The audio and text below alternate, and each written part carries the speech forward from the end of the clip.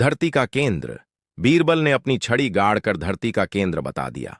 हिंदुस्तान की सरजमी पर जब शहंशाह जलालुद्दीन मोहम्मद अकबर का सूरज पूरी आब ओ ताबा के साथ चमक रहा था, तब उनकी सल्तनत की राजधानी आगरा दुनिया के सबसे शानदार शहरों में से एक थी।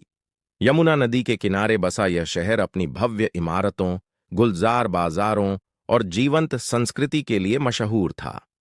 लेकिन इस शहर की असली शान तो किले ए आगरा के दीवान ए आम और दीवान ए खास में बसती थी, जहां शहंशाह अकबर अपने नवरत्नों के साथ हिंदुस्तान की तकदीर लिखा करते थे। इन्हीं नवरत्नों में से एक थे राजा बीरबल, जिनका असली नाम महेश दास था। लेकिन उनकी हाजिर जवाबी, बुद्धिमत्ता और न्यायप्रियता ने उन्हें शहंशाह का सबसे करीबी और भरोसेमंद सलाहकार बना दिया था। बीरबल की चतुराई के किस्से न सिर्फ आगरा की गलियों में बल्कि दूर दराज के मुल्कों में भी सुनाए जाते थे।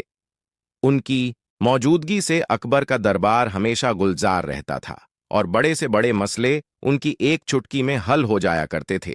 लेकिन जहां फूल होते हैं वहां कांटे भी होते हैं। बीरबल की शहंशाह से नजदीकी और उनकी बढ़ती शोहरत दरबार के कुछ अमीरों और उलेमाओं को हमेशा खटकती थी। वे मन ही मन बीरबल से जलते थे और हर पल इसी फिराक में रहते थे कि किसी तरह बीरबल को शहंशाह की नजरों में गिरा दिया जाए। वे अक्सर ऐसे पेचीदा सवाल और मुश्किल हालात पैदा करते थे जिनका जवाब देना किसी आम इंसान के बस की बात न हो, लेकिन हर बार बीरबल अपनी अक्ल और चतुराई से उन्हें मात दे देते थे और हर बार उनकी इज्जत शहंशाह की नजरों में और भी बढ़ जाती थी। यह उन दिनों की बात है जब बसंत की बहार ने आगरा को अपनी आगोश में ले लिया था। बागों में फूल खिलखिला रहे थे और हवा में एक नई ताजगी और उमंग थी।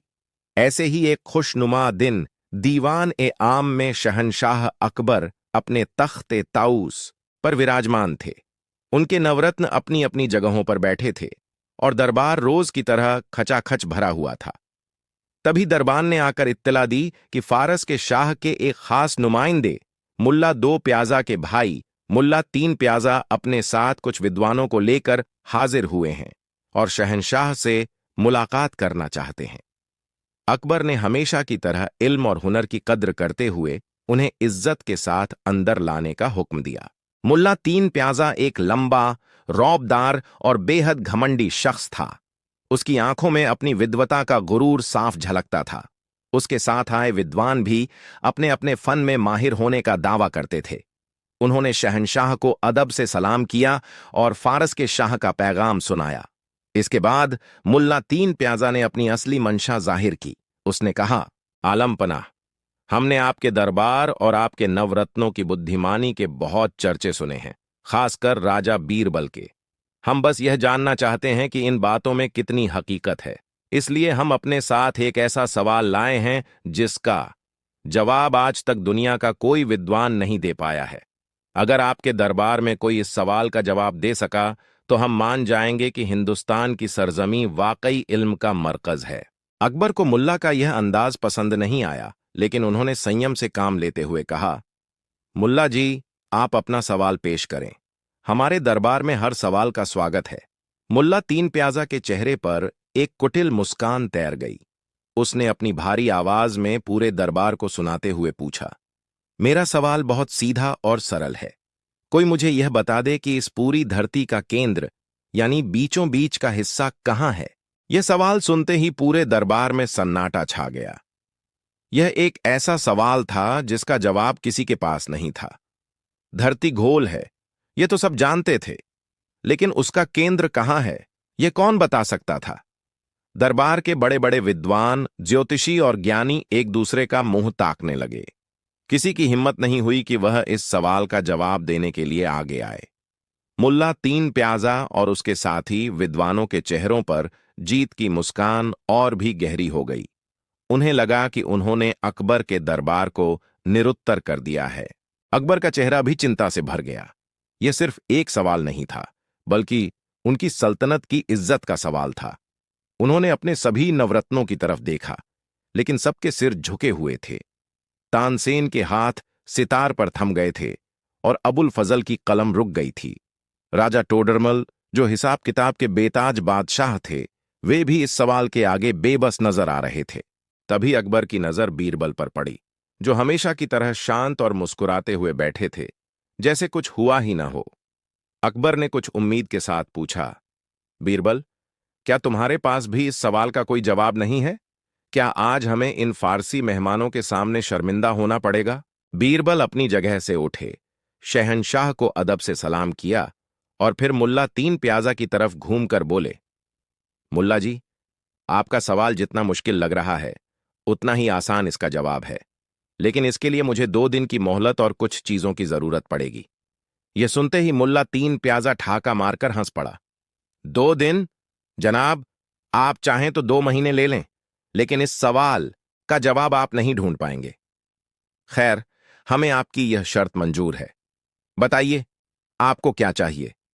बीरबल ने मुस्कुराते हुए कहा, मुझे बस एक लोहे की छड़ी और नापने के लिए एक लंबा फीता चाहिए। और हां, 2 दिन बाद आप अपने सभी साथियों के साथ इसी दरबार में हाजिर हो जाइएगा। आपको आपका जवाब मिल जाएगा। बीरबल की इस बात से दरबार में एक कानाफूसी का दौर शुरू हो गया। किसी को यकीन नहीं हो रहा था कि बीरबल एक छड़ी और फीते से धरती का केंद्र कैसे ढूंढ सकते हैं। कुछ लोग इसे बीरबल का पागलपन कह रहे थे, तो कुछ को उनकी चतुराई पर अब भी भरोसा था। अकबर भी हैरान थे, लेकिन उन्हें बीरबल पर पूरा यकीन था। उन्होंने फौरन एक लोहार को बुलाकर एक मजबूत लोहे की छड़ी बनाने और एक लंबा फीता तैयार करने का हुक्म दिया। अगले 2 दिन आगरा में यह खबर जंगल की आग की तरह फैल गई। हर कोई बस यही जानना चाहता था कि बीरबल ऐसा क्या करने वाले हैं। बीरबल के दुश्मन मन ही मन खुश हो रहे थे कि इस बार बीरबल बुरी तरह फंस गए हैं और उनकी सारी पोल खुल जाएगी। वे हर जगह यह अफवाह फैला रहे थे कि बीरबल ने हार के डर से 2 दिन का समय मांगा है ताकि वह कोई बहाना बनाकर शहर से भाग सकें। लेकिन बीरबल इन सब बातों से बेखबर अपने काम में लगे थे। उन्होंने उन 2 दिनों में कुछ खास नहीं किया। वे रोज की तरह दरबार में हाजिर होते, शहंशाह के साथ वक्त गुजारते और शाम को अपने घर चले जाते। उन्होंने बस एक बार शहर के बाहर जाकर कुछ जगहों का मुआयना किया था, लेकिन किसी को समझ नहीं आया कि वे क्या ढूंढ रहे हैं। आखिरकार 2 दिन बाद वह दिन आ ही गया जिसका सबको बेसब्री से इंतजार था। दीवाने आम आज कुछ ज्यादा ही भरा हुआ था। आगरा की आम जनता भी यह तमाशा देखने के लिए किले के बाहर जमा हो गई थी। मुल्ला तीन प्याजा अपने साथियों के साथ पूरे आत्मविश्वास के साथ दरबार में दाखिल हुआ। उसकी आंखों में बीरबल के लिए उपहास का भाव साफ झलक रहा था। शहंशाह अकबर अपने तख्त पर विराजमान हुए और दरबार की कार्यवाही शुरू करने का हुक्म दिया। उन्होंने बीरबल की तरफ देखा और पूछा, बीरबल, क्या तुम तैयार हो? बीरबल ने सिर झुकाकर कहा, जी आलम पनाह, मैं पूरी तरह तैयार हूं। अगर आप इजाजत दें तो मैं सभी को उस जगह पर ले चलूं जहां धरती का केंद्र है। यह सुनकर सब हैरान रह गए। बीरबल ने वह जगह ढूंढ भी ली थी। अकबर ने फौरन इजाजत दी। बीरबल आगे आगे चल रहे थे और उनके पीछे शहंशाह अकबर, मुल्ला तीन प्याजा, सारे दरबारी और एक बड़ी भीड़ चल रही थी। बीरबल उन्हें किले के बाहर एक बड़े से खुले मैदान में ले गए। उस मैदान के बीचों बीच पहुंचकर बीरबल रुक गए। उन्होंने अपने हाथ में पकड़ी लोहे की छड़ी को ऊपर उठाया और पूरे आत्मविश्वास के साथ उसे जमीन में गाड़ दिया। फिर वे मुल्ला तीन प्याजा की तरफ मुड़े और बोले, मुल्ला जी, यही है इस पूरी धरती का केंद्र। यह देखकर और सुनकर वहां मौजूद हर शख्स हैरान रह गया। मुल्ला तीन प्याजा गुस्से और हैरानी से चिल्लाया, यह क्या मजाक है? तुमने बस एक छड़ी जमीन में गाड़ दी और कह दिया कि यही धरती का केंद्र है। तुम्हारे पास इसका क्या सबूत है? बीरबल ने बड़े ही शांत भाव से जवाब दिया, सबूत तो बिल्कुल साफ है। अगर आपको मेरी बात पर यकीन नहीं है तो आप खुद इस पूरी धरती को अपने फीते से नाप कर देख सकते हैं। अगर यह जगह केंद्र से 1 इंच भी इधर या उधर निकली तो मैं अपनी हार मान लूंगा। आप पूरब से पश्चिम और उत्तर से दक्षिण, जहां से चाहें नापना शुरू कर सकते हैं। हर तरफ से यह जगह बिल्कुल बीचों बीच में ही पड़ेगी। बीरबल का यह जवाब सुनकर मुल्ला तीन प्याजा और उसके विद्वान साथियों की बोलती बंद हो गई। उनके चेहरे का रंग उड़ गया। वे जानते थे कि पूरी धरती को नापना किसी के लिए भी नामुमकिन है, और जब तक वे इसे नाप नहीं लेते तब तक वे बीरबल को गलत साबित नहीं कर सकते थे। बीरबल ने एक ही तीर से दो शिकार किए थे। उन्होंने सवाल का एक ऐसा जवाब दिया था जिसे कोई चुनौती नहीं दे सकता था, और साथ ही मुल्ला के घमंड को भी चकनाचूर कर दिया था। वहां मौजूद भीड़ बीरबल की इस हाजिर जवाबी पर वाह वाह कर उठी। लोग उनकी बुद्धिमानी की तारीफ करते नहीं थक रहे थे। शहंशाह अकबर का सीना गर्व से चौड़ा हो गया। वे अपनी जगह से उठे, बीरबल के पास आए और उन्हें गले लगा लिया।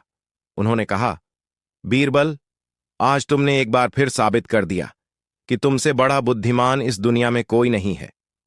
तुमने न सिर्फ एक मुश्किल सवाल का जवाब दिया, बल्कि हमारी सल्तनत की इज्जत भी बचा ली। मुल्ला तीन प्याजा और उसके साथियों का सिर शर्म से झुक गया था। उन्हें अपनी गलती का एहसास हो गया था। उन्होंने शहंशाह अकबर और बीरबल से माफी मांगी और स्वीकार किया कि उन्होंने जैसा सुना था, बीरबल उससे कहीं ज्यादा बुद्धिमान हैं। उस दिन के बाद बीरबल की चतुराई का यह किस्सा हमेशा के लिए इतिहास में दर्ज हो गया। यह कहानी हमें सिखाती है कि दुनिया में कुछ सवाल ऐसे होते हैं जिनका कोई सीधा जवाब नहीं होता, और उनका जवाब सिर्फ तर्क से नहीं बल्कि चतुराई और आत्मविश्वास से दिया जा सकता है। बीरबल ने हमें यह भी सिखाया कि केंद्र कोई भौगोलिक बिंदु नहीं है, बल्कि एक नजरिया है। हर इंसान जहां खड़ा होता है वहीं से उसकी दुनिया शुरू होती है, और वही उसके लिए उसकी दुनिया का केंद्र होता है। बीरबल की वह छड़ी आज भी लोगों को याद दिलाती है कि सबसे बड़ी ताकत ज्ञान और बुद्धिमानी में ही है, और एक होता, और उनका जवाब सिर्फ तर्क से नहीं बल्कि चतुराई और आत्मविश्वास से दिया जा सकता है। बीरबल ने हमें यह भी सिखाया कि केंद्र कोई भौगोलिक बिंदु नहीं है, बल्कि एक नजरिया है। हर इंसान जहां खड़ा होता है वहीं से उसकी दुनिया शुरू होती है, और वही उसके लिए उसकी दुनिया का केंद्र होता है। बीरबल की वह छड़ी आज भी लोगों को याद दिलाती है कि सबसे बड़ी ताकत ज्ञान और बुद्धिमानी में ही है, और एक बुद्धिमान व्यक्ति किसी भी मुश्किल परिस्थिति से बाहर निकलने का रास्ता ढूंढ ही लेता है। और इस तरह एक साधारण सी छड़ी गाड़कर बीरबल ने न सिर्फ धरती का केंद्र बताया, बल्कि इंसानी दिमाग की असीम क्षमताओं का भी एक शानदार नमूना पेश किया, जो सदियों तक लोगों को प्रेरित करता रहेगा। भूतों का डर। बीरबल ने अपनी चतुराई से लोगों के मन से भूतों का डर निकाला। मुगलिया सल्तनत के उस सुनहरे दौर में, जब जलालुद्दीन मोहम्मद अकबर के नाम का डंका चारों दिशाओं में बजता था, उनकी राजधानी आगरा न केवल हिंदुस्तान का राजनीतिक केंद्र थी, बल्कि तहजीब, इल्म और खुशहाली का एक जीता जागता नमूना भी थी। यमुना के किनारे बसा यह शहर अपनी शानदार इमारतों, गुलजार बाजारों और कला संस्कृति से दुनिया भर के मुसाफिरों को अपनी ओर खींचता था। लेकिन इस सल्तनत की असली रूह बसती थी अकबर के दरबार में, जहां उनके नवरत्न अपनी काबिलियत से हिंदुस्तान की तकदीर को एक नई शक्ल दे रहे थे। इन्हीं नवरत्नों में सबसे चमकदार सितारा थे राजा बीरबल, जो अपनी बेमिसाल हाजिर जवाबी, गहरी सूझबूझ और इंसाफ पसंदी के लिए न सिर्फ शहंशाह अकबर के सबसे करीबी दोस्त और सलाहकार थे, बल्कि आम जनता के दिलों पर भी राज करते थे। बीरबल की बुद्धिमानी के किस्से किसी दंतक था से कम नहीं थे, और उनकी मौजूदगी हर मुश्किल को आसान बना देती थी। मगर जहां रोशनी होती है वहां साया भी होता है। बीरबल की शोहरत और शहंशाह से उनकी नजदीकी दरबार के कई अमीरों और सलाहकारों की आंखों में कांटे की तरह चुभती थी। वे बीरबल से हसद करते थे और हर वक्त इस ताक में रहते थे कि कोई ऐसा मौका मिले जब वे बीरबल को शहंशाह की नजरों में जलील कर सकें। वे अक्सर ऐसी उलझी हुई गुत्थियां और पेचीदा मसले लेकर आते थे जिन्हें सुलझाना नामुमकिन सा लगे, लेकिन हर बार बीरबल अपनी अक्ल के जादू से उन गुत्थियों को ऐसे सुलझाते कि देखने वाले दंग रह जाते और उनके दुश्मनों को मुंह की खानी पड़ती। यह उन दिनों की बात है जब आगरा से कुछ कोस की दूरी पर बसा एक गांव, जिसका नाम रामपुर था, एक अजीब और अनजाने खौफ के साये में जी रहा था। यह गांव अपनी मेहनत और खुशहाली के लिए जाना जाता था, लेकिन पिछले कुछ महीनों से वहां की हवा में डर घुल गया था। गांव के बाहर एक पुरानी और वीरान हवेली थी, जो किसी जमाने में गांव के जागीरदार की शान हुआ करती थी। लेकिन अब वह हवेली एक खंडहर में तब्दील हो चुकी थी, और गांव वालों का मानना था कि उस पर भूतों का कब्जा हो गया है। यह अफवाह जंगल की आग की तरह फैली थी। लोगों का कहना था कि सूरज ढलते ही उस हवेली से अजीबोगरीब आवाजें आने लगती हैं। किसी को औरतों के रोने और चीखने की आवाजें सुनाई देती, तो किसी को भारी भरकम जंजीरों के घिसटने की। कुछ लोगों ने तो यह भी दावा किया था कि उन्होंने आधी रात को हवेली की टूटी फूटी खिड़कियों से भयानक परछाइयों को नाचते हुए देखा है। खौफ का आलम यह था कि शाम होते ही रामपुर के लोग अपने घरों के दरवाजे और खिड़कियां बंद कर लेते थे और सुबह होने तक बाहर निकलने की हिम्मत नहीं करते थे। गांव का बाजार वीरान रहने लगा और आसपास के गांवों के व्यापारियों ने भी रामपुर आना जाना छोड़ दिया था। बच्चों ने खेलना कूदना बंद कर दिया था और उनकी हंसी की जगह अब एक अनजाना डर बस गया था। गांव के कुछ चालाक और लालची जमींदार और साहूकार इस स्थिति का पूरा फायदा उठा रहे थे। वे इस डर को और हवा देते, मनगढ़ंत कहानियां सुनाकर लोगों को और भी ज्यादा डराते। उनकी मंशा यह थी कि गांव वाले डर के मारे अपनी जमीनें और घर औने पौने दामों में बेचकर कहीं और चले जाए और वे उनकी जायदाद के मालिक बन बैठें। कई गरीब किसान उनके जाल में फंस भी चुके थे। धीरे धीरे यह खबर उड़ते उड़ते आगरा के शाही दरबार तक भी आ पहुंची। जब शहंशाह अकबर को रामपुर गांव की इस हालत के बारे में पता चला तो वे बहुत चिंतित हुए। अपनी प्रजा को इस तरह खौफ में जीते देखना उन्हें गंवारा नहीं था। उन्होंने फौरन अपने दरबारियों से इस मसले पर राय मांगी। दरबार में मौजूद ज्यादातर अमीर और उलेमा खुद भी अंधविश्वासी थे। उन्होंने शहंशाह को सलाह दी कि यह यकीनन किसी बुरी आत्मा का साया है और इसे दूर करने के लिए गांव में बड्ढे बड्ढे पीर फकीरों को बुलाकर झाद फूंक और पूजा पाठ करवाना चाहिए। कुछ ने तो यह भी कह दिया कि उस हवेली को हमेशा के लिए बंद करवा देना ही एकमात्र उपाय है। शहंशाह इन बातों से पूरी तरह मुतमीन नहीं थे, लेकिन उनके पास कोई और रास्ता भी नहीं सूझ रहा था। तभी उनकी नजर बीरबल पर पड़ी, जो हमेशा की तरह खामोशी और एक हल्की सी मुस्कान के साथ यह सारी बहस सुन रहे थे। अकबर ने पूछा, बीरबल, इस मामले पर तुम्हारी खामोशी हमें खल रही है। क्या तुम्हारे पास इस मसले का कोई हल नहीं है? बीरबल अपनी जगह से उठे, शहंशाह को अदब से सलाम किया और बोले, आलमपनाह, मैं माफी चाहता हूं, लेकिन मुझे इन भूत प्रेत की बातों पर यकीन नहीं है। मेरा मानना है कि हर डर के पीछे कोई ना कोई वजह जरूर होती है। अगर आप इजाजत दें तो मैं खुद रामपुर गांव जाकर इस मामले की तहकीकात करना चाहूंगा। मुझे पूरा यकीन है कि यह किसी भूत का नहीं बल्कि किसी इंसान की शरारत का नतीजा है। यह सुनकर दरबार में मौजूद बीरबल के दुश्मन मन ही मन हंसने लगे। उन्हें लगा कि बीरबल जानबूझकर अपनी जान जोखिम में डाल रहे हैं। एक दरबारी ने ताना कसते हुए कहा, राजा बीरबल, यह दरबार का कोई मसला नहीं है, यह जिन्नात और भूतों का मामला है। आपकी चतुराई वहां काम नहीं आएगी। लेकिन अकबर को बीरबल पर पूरा भरोसा था। उन्होंने कहा, हमें तुम्हारी काबिलियत पर कोई शक नहीं है बीरबल। तुम जैसा चाहो वैसा करो। हम तुम्हें इस काम के लिए 3 दिन का वक्त और अपनी तरफ से कुछ भरोसेमंद सिपाही देते हैं। जाओ और रामपुर के लोगों को इस खौफ से निजात दिलाओ। शहंशाह का हुक्म मिलते ही बीरबल ने अपनी तैयारी शुरू कर दी। उन्होंने किसी पीर फकीर या ओंझा को साथ नहीं लिया, बल्कि कुछ तेज तर्रार और बहादुर सिपाहियों को चुना और अगले ही दिन रामपुर के लिए रवाना हो गए। जब बीरबल गांव पहुंचे तो उन्होंने देखा कि वहां का माहौल वाकई बहुत भयानक था। लोगों के चेहरों पर एक अजीब सी दहशत और नाउम्मीदी थी। लोगों से बात करने के बाद बीरबल अपने सिपाहियों को लेकर उस भूतिया हवेली की तरफ बढ़े। दिन के उजाले में भी वह हवेली किसी डरावने सपने जैसी लग रही थी। दीवारों पर काई जमी थी, छतें जगह जगह से टूटी हुई थीं और आंगन में जंगली घास और झादियां उगाई थीं। हवेली के अंदर चमगादड़ों और कबूतरों ने अपना बसेरा बना लिया था। बीरबल ने डरने के बजाय एक जासूस की तरह हवेली के चप्पे चप्पे की तलाशी लेनी शुरू कर दी। उन्होंने दीवारों को ठोक कर देखा, जमीन पर पड़ी धूल को गौर से जांचा और हर कमरे का मुआयना किया। तलाशी के दौरान उन्हें कुछ ऐसी चीजें मिलीं जिनसे उनका शक यकीन में बदलने लगा। उन्हें एक अंधेरे कमरे में कुछ पतले और मजबूत तार मिले जो छत से लेकर जमीन तक बंधे हुए थे। एक दूसरी जगह पर उन्हें कुछ बड्डी बड्डी खाली मटकियाओं और बांस के खोखले टुकड़े मिले। सबसे अहम सुराग उन्हें हवेली के पीछे वाले हिस्से में मिला, जहां जमीन पर कुछ ताजे जूतों के निशान थे, जबकि गांव वालों का कहना था कि महीनों से कोई उस हवेली के पास भी नहीं फटका है। सब कुछ देखने और समझने के बाद बीरबल मुस्कुराए।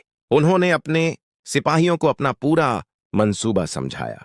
उन्होंने फैसला किया कि वे उसी रात उस हवेली में रुकेंगे और भूत का पर्दाफाश करेंगे।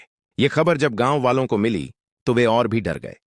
उन्होंने बीरबल को बहुत रोका, लेकिन बीरबल अपने फैसले पर अटल थे। रात हुई और पूरा गांव खौफ के मारे अपने घरों में दुबक गया। बीरबल अपने सिपाहियों के साथ हवेली के अंदर मौजूद थे। उन्होंने अपने सिपाहियों को हवेली के अलग अलग कोनों में छिपा दिया और खुद आंगन के बीचों बीच एक मशाल जलाकर बैठ गए, जैसे वे किसी का इंतजार कर रहे हों। आधी रात का वक्त हुआ और वही डरावना खेल शुरू हो गया। अचानक हवेली की दीवारों से किसी के कराहने और रोने की आवाजें आने लगीं। फिर जंजीरों के घिसटने की आवाजें गूंजने लगीं। एक खिड़की से एक भयानक सफेद परछाई भी दिखाई देने लगी, जो हवा में झूल रही थी।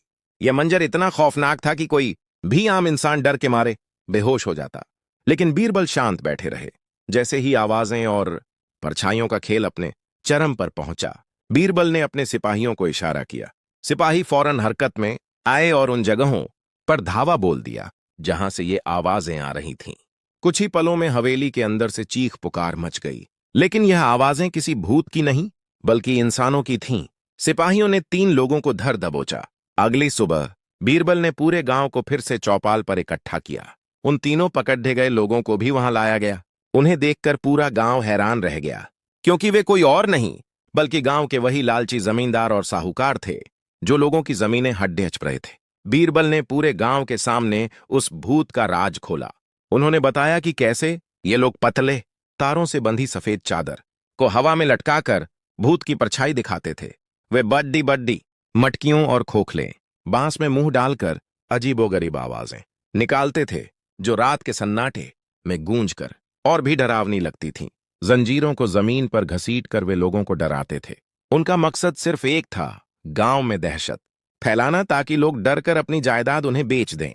बीरबल ने सबूत के तौर पर हवेली से मिले तार, मटकियां और बांस भी गांव वालों को दिखाए। सच जानकर गांव वालों की आंखों से डर का पर्दा हट गया।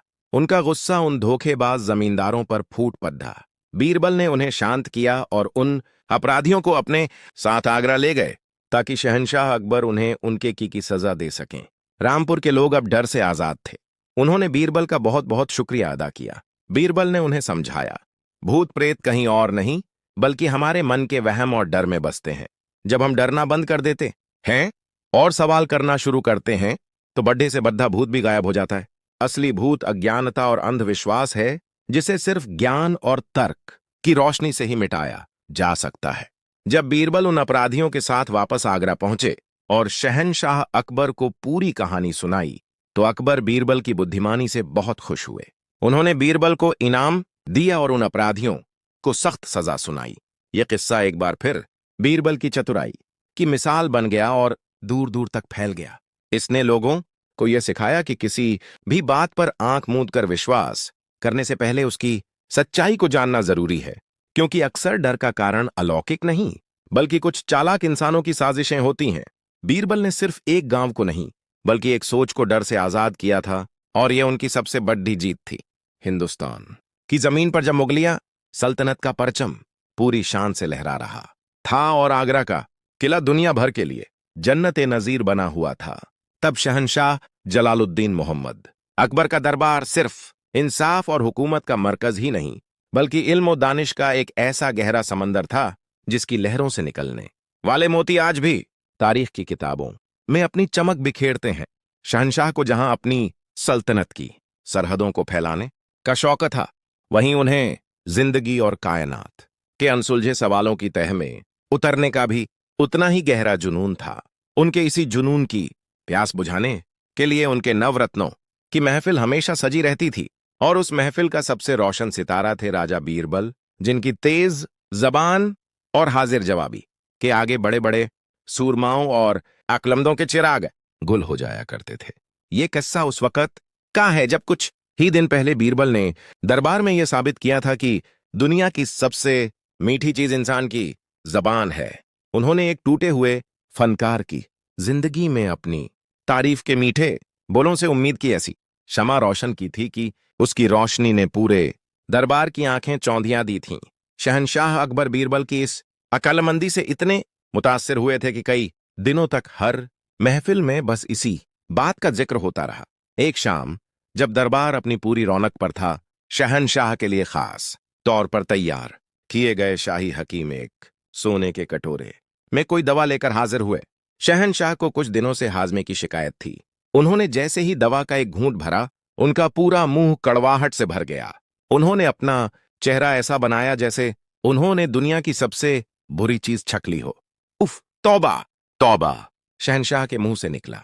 हकीम साहब, इस दवा में क्या आपने नियम और चिरायते का पूरा जंगल घोल दिया है? इतनी कड़वी चीज तो हमने अपनी जिंदगी में नहीं छकी। हकीम साहब ने अदब से सिर झुकाकर कहा, आलिजा, मर्ज को जड़ से खत्म करने के लिए दवा का कड़वा होना जरूरी है। नियम की कड़वाहट ही तो खून को साफ करती है। शहनशाह ने पानी का एक घूंट पीकर मुंह का जायका ठीक करने की कोशिश की, लेकिन वो कड़वाहट उनकी जबान पर जम सी गई थी। अचानक उनके जहन में एक सवाल कौंधा, ठीक उसी तरह जैसे कुछ दिन पहले मीठी चीज को लेकर कौंधा था। उन्होंने दरबार की तरफ नजर घुमाई और एक संजीदा आवाज में पूछा, आज इस दवा ने हमें एक नए सवाल पर सोचने के लिए मजबूर कर दिया है। आप सब अक्ल और तजुर्बे के मालिक हैं, जरा बताइए, इस दुनिया में सबसे कड़वी चीज क्या है? ये सवाल सुनते ही दरबारियों को एक बार फिर अपनी काबिलियत दिखाने का मौका मिल गया। शाही हकीम साहब सबसे पहले आगे बढ़े और बोले, जहांपनाह, दुनिया की सबसे कड़वी चीज सब्र नाम का एक पौधा है जो यमन के पहाड़ों में पाया जाता है। उसका रस अगर जबान को छू भी जाए तो कई दिनों तक मुंह का जायका झर जैसा रहता है। उससे कड़वी कोई चीज दुनिया में नहीं बनी। एक सौदागर जो दूर दराज के मुल्कों से तिजारत करता था, खड़ा हुआ और बोला, नहीं आलिजा, मैंने चीन के सफर में एक सांप का जहर देखा है जिसे वहां के लोग दवा के लिए इस्तेमाल करते हैं। कहते हैं उसकी एक बूंद की कड़वाहट हजारों नीम के पत्तों पर भारी है। मुल्ला दो प्याजा, जिन्हें बीरबल की पिछली कामयाबी हजम नहीं हो रही थी, इस बार मौका हाथ से जाने नहीं देना चाहते थे। वह अपनी जगह से उठे और अपनी दाढ़ी पर हाथ फेरते हुए बोले, जहांपनाह, ये सब तो दुनियावी चीजें हैं। असल कड़वाहट तो गरीबी में है। जब इंसान के पास पैसा नहीं होता और उसके बच्चे भूख से बिलखते हैं, तो वो जो घूंट पीता है उससे कड़वा कोई जहर नहीं। दरबार में मौजूद कई लोगों ने मुल्ला की बात से इत्तिफाक किया। शहनशाह को भी उनकी बात में कुछ वजन महसूस हुआ, लेकिन उनकी नजरें उस शख्स को ढूंढ रही थीं जो हमेशा की तरह आज भी खामोश था, जैसे इस पूरी बहस से उसका कोई लेना देना ही न हो। बीरबल अपनी जगह पर शांत बैठे थे और उनके होंठों पर वही हल्की सी पुरअसरार मुस्कुराहट थी। और तुम्हारी क्या राय है बीरबल? शहनशाह ने आखिरकार पूछ ही लिया। आज तुम फिर खामोश हो। क्या दुनिया की सारी मिठास की तरह सारी कड़वाहट का भी तुम्हें ही पता है? बीरबल अपनी जगह से उठे, अदब से सलाम किया और बोले, आलिजा, मेरे दोस्तों ने जो भी मिसालें दी हैं वो सब अपनी अपनी जगह सच हैं। नियम भी कड़वा है, जहर भी कड़वा है और गरीबी का एहसास तो यकीनन बहुत ही तलखा होता है। लेकिन यह सब वो कड़वाहटें हैं जिनका असर या तो सिर्फ जबान पर होता है या फिर इंसान की अपनी जात तक महदूद रहता है। उन्होंने एक पल रुककर पूरे दरबार पर नजर डाली और फिर अपनी बात आगे बढ़ाई। लेकिन जहांपनाह, दुनिया की सबसे कड़वी चीज भी वही है जो दुनिया की सबसे मीठी चीज है। दुनिया की सबसे कड़वी चीज भी इंसान की जबान ही है। यह सुनना था कि दरबार में एक शोर सा मच गया। मुल्ला दो प्याजा तो कहकहा लगाकर हंस पड़े।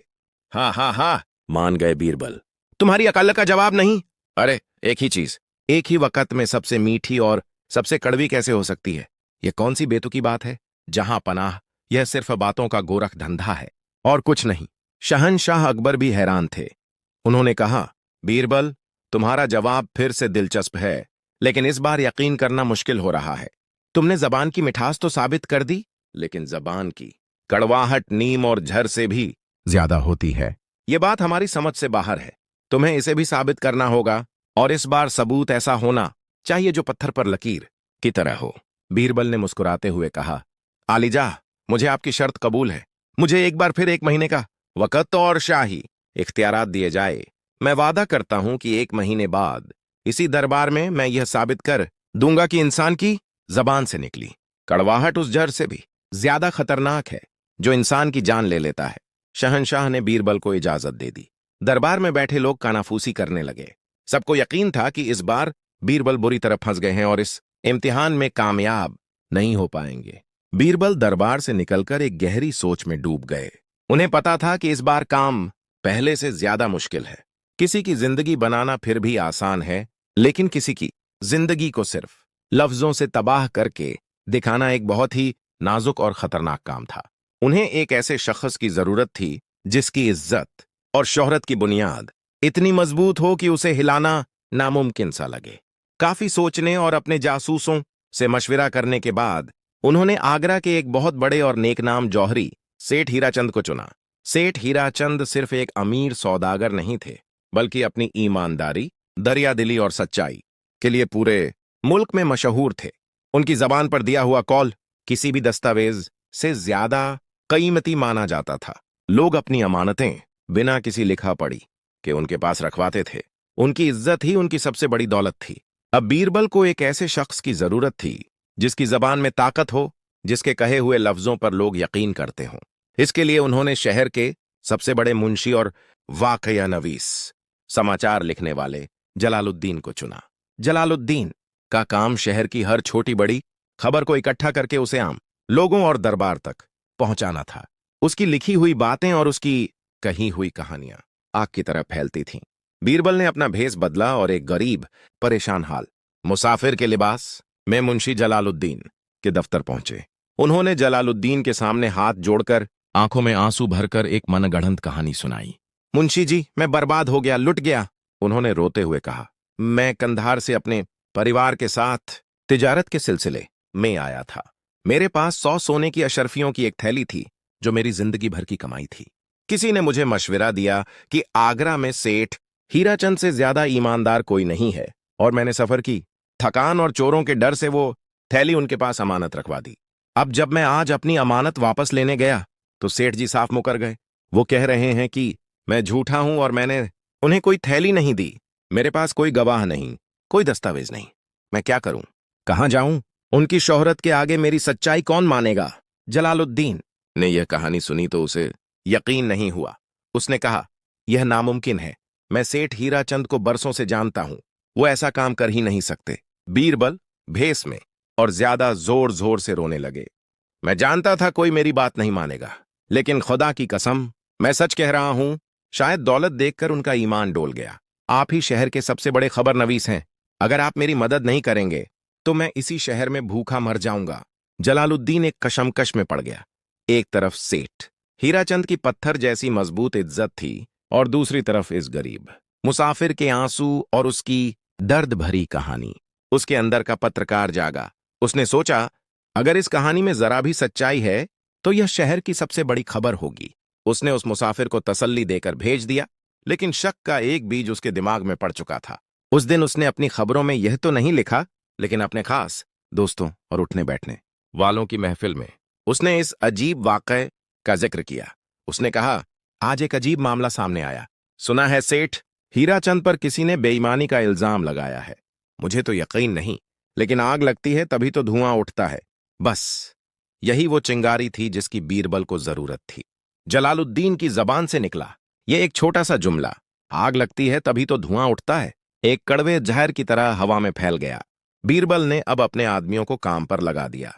उनका काम आग लगाना नहीं, बल्कि सिर्फ इस धुएं को और फैलाना था। बाजार में, चौपालों पर, मस्जिदों और मंदिरों के बाहर बीरबल के आदमी आम लोगों के भेष में बस यही कानाफूसी करते, अरे भाई, कुछ सुना तुमने सेठ हीराचंद के बारे में? दूसरा आदमी जवाब देता, हाँ यार, सुनने में तो आया है कि मामला कुछ गड़बड़ है, कोई अमानत का चक्कर है। लोगों की फितरत होती है कि वो अच्छी खबर पर शक करते हैं, लेकिन बुरी खबर पर फौरन यकीन कर लेते हैं। सेठ हीराचंद की ईमानदारी की कहानियां उन्होंने सालों से सुनी थीं, जो अब उन्हें बोरिंग लगने लगी थीं। लेकिन उनकी बेईमानी की यह नई कहानी बहुत छटपटी और दिलचस्प थी। धीरे धीरे झर फैलने लगा। जो लोग पहले सेठ हीराचंद को देखकर अदब से सलाम करते थे, अब वो नजरें चुराकर निकलने लगे। जिन व्यापारियों के लाखों के सौदे उनकी जबान पर होते थे, अब वो लिखा पढ़ी और गवाह मांगने लगे। एक दिन एक पुराना दोस्त, जिसने अपनी बेटी की शादी के लिए उनके पास अपने जेवरात अमानत रखे थे, घबराया हुआ आया और बिना कोई वजह बताए अपने जेवरात वापस ले गया। सेठ हीराचंद की दुनिया हिल गई। उन्हें समझ नहीं आ रहा था कि अचानक ये सब क्या हो गया है। वो लोगों से पूछते, भाई कोई खता हो गई क्या? लोग कुछ नहीं कहते, बस मुंह फेर लेते। उनकी आंखों में जो शक और अविश्वास की कड़वाहट थी, वो सेठ हीराचंद के दिल में तीर की तरह चुभती थी। बात यहां तक बढ़ गई कि उनके अपने रिश्तेदारों ने उनसे मुंह मोड़ना शुरू कर दिया। उनके बेटे का एक अच्छा रिश्ता तय हुआ था, लड़की वालों ने बिना कोई वजह बताए रिश्ता तोड़ दिया। बाजार में उनका कारोबार ठप होने लगा। कोई उन्हें उधार देने को तैयार नहीं था, कोई उनसे माल खरीदने को तैयार नहीं था। जिस इंसान की जबान की कसम खाई जाती थी, आज उसकी हर बात को शक की नजर से देखा जा रहा था। सेठ हीराचंद रातों को सो नहीं पाते थे। वो बार बार सोचते, मैंने क्या गुनाह किया है? मैंने तो कभी किसी का एक पैसा भी नहीं मारा। यह नाइंसाफी, यह बेवजह की रुसवाई उनके लिए उस दवा से करोड़ों गुना ज्यादा कड़वी थी जिसे शहंशाह ने छका था। यह एक ऐसा जहर था जो उन्हें हर पल, हर लम्हा मार रहा था। उनकी सेहत गिरने लगी, उनका हंसता खेलता चेहरा मुरझा गया, उनकी आंखों की चमक खत्म हो गई। वो अपनी ही हवेली में एक कैदी की तरह रहने लगे। लोगों का सामना करने की हिम्मत उनमें नहीं बची थी। सिर्फ एक जबान से निकली हुई झूठी बात ने एक जीते जागते इज्जतदार इंसान को एक चलती फिरती लाश बना दिया था। 1 महीना गुजर गया। दरबार का दिन आ पहुंचा। बीरबल के हुक्म पर सिपाही सेठ हीराचंद को दरबार में लेकर आए। जब सेठ हीराचंद ने दरबार में कदम रखा तो उन्हें देखकर कोई पहचान नहीं पाया। वो 1 महीने पहले वाले सेठ हीराचंद नहीं थे, बल्कि एक टूटे हुए, बूढ़े और बीमार इंसान का खाका लग रहे थे। शहंशाह अकबर ने उन्हें देखा तो हैरान रह गए। सेठ जी, आपको यह क्या हो गया? आप तो शहर की शान हुआ करते थे, आपकी यह हालत कैसे हुई? सेठ हीराचंद की आंखों से आंसू बहने लगे। उन्होंने एक कांपती हुई आवाज में कहा, जहां पनाह, मैं तो अपनी ही नजरों में मर चुका हूं। मुझे नहीं पता कि मुझसे क्या गुनाह हुआ, लेकिन इस शहर ने, उन लोगों ने जिनकी मैंने जिंदगी भर मदद की, मुझे बेईमान और धोखेबाज करार दे दिया है। मेरे पास सब कुछ है, दौलत, शोहरत, लेकिन इज्जत नहीं। और बिना इज्जत के यह जिंदगी मौत से भी बदतर है, जहर से भी ज्यादा कड़वी है। काश किसी ने मुझे तलवार से मार दिया होता, बजाय इसके कि मुझे हर रोज लफ्जों से कत्ल किया जाए। उनकी दर्द भरी आवाज सुनकर पूरे दरबार में सन्नाटा छा गया। अब बीरबल आगे बढ़े। उन्होंने मुंशी जलालुद्दीन को पेश करने का हुक्म दिया। जलालुद्दीन भी दरबार में हाजिर हुआ। बीरबल ने उससे पूछा, मुंशी जी, क्या आप इस शख्स को पहचानते हैं? जलालुद्दीन ने सेठ हीराचंद को देखा तो उसका सिर शर्म से झुक गया। बीरबल ने फिर शहंशाह से कहा, हाली जा, ये हैं वो हकीम साहब जिनकी जबान से निकली दवा ने सेठ जी की यह हालत कर दी है। फिर बीरबल ने पूरी कहानी दरबार को सुनाई। उन्होंने बताया कि कैसे उन्होंने एक झूठी कहानी गढ़कर जलालुद्दीन के दिमाग में शक का बीज बोया, और कैसे फिर जलालुद्दीन की जबान ने उस बीज को एक जहरीले पेड़ में बदल दिया, जिसकी कड़वी छांव ने सेठ हीराचंद की जिंदगी की सारी हरियाली जलाकर राख कर दी। जहां पनाह, बीरबल ने अपनी बुलंद आवाज में कहा, आपने उस दिन दवा को कड़वा कहा था। उसकी कड़वाहट तो कुछ पलों में खत्म हो गई। नीम का रस, जहर की बूंद, ये सब जिस्म पर असर करते हैं, लेकिन जबान से निकली कड़वाहट इंसान की रूह को जख्मी करती है, उसकी आत्मा को छलनी कर देती है। यह एक ऐसा जहर है जिसका कोई तोड़ नहीं। यह एक ऐसा जख्म है जिसका कोई मरहम नहीं। इसने एक नेक इंसान की सालों की कमाई हुई इज्जत को 1 महीने में खाक में मिला दिया। बीरबल सेठ हीराचंद के पास गए और उनका हाथ पकड़कर कहा, इनकी आंखों में देखिए, जहां अपना, इनमें जो दर्द और कड़वाहट है, क्या दुनिया का कोई जहर उसका मुकाबला कर सकता है? नहीं कर सकता। इसीलिए मैंने कहा था कि इंसान की जबान से ज्यादा कड़वी कोई चीज इस कायनात में नहीं है। यह जब अमृत बरसाती है तो मुर्दों को जिंदा कर देती है, और जब जहर उगलती है तो जिंदों को लाश बना देती है। बीरबल की बातें सुनकर शहंशाह अकबर की आंखों में आंसू आ गए। वो अपनी गद्दी से उतरे, सीधे सेठ हीराचंद के पास गए और उन्हें गले से लगा लिया। उन्होंने कहा, सेठ जी, ये दरबार और ये बादशाह आपसे शर्मिंदा है। हम आपको आपकी इज्जत वापस दिलाएंगे। शहंशाह ने फौरन एक शाही फरमान जारी किया, जिसमें सेठ हीराचंद को बेगुनाह बताया गया और उनकी ईमानदारी की तारीफ की गई। मुंशी जलालुद्दीन को सजा के तौर पर यह हुक्म दिया गया कि वह 1 साल तक शहर के हर कूचे और बाजार में सेठ हीराचंद की नेकी और ईमानदारी के किस्से सुनाएगा, ताकि जिस जबान ने जहर फैलाया था वही अब मरहम का काम करे। शहंशाह अकबर वापस अपने तख्त पर बैठे और उन्होंने बीरबल की तरफ देखा। उनकी आंखों में गुस्सा नहीं, बल्कि एक गहरी समझ और इज्जत थी। उन्होंने कहा, बीरबल, तुम सही थे। आज हमने अपनी आंखों से देख लिया कि जबान की कड़वाहट तलवार के वार से ज्यादा गहरी और झर के असर से ज्यादा देर तक रहने वाली होती है। तुमने हमें सिर्फ एक सवाल का जवाब नहीं दिया, बल्कि इंसानियत का सबसे बड़ा और सबसे कड़वा सच दिखाया है।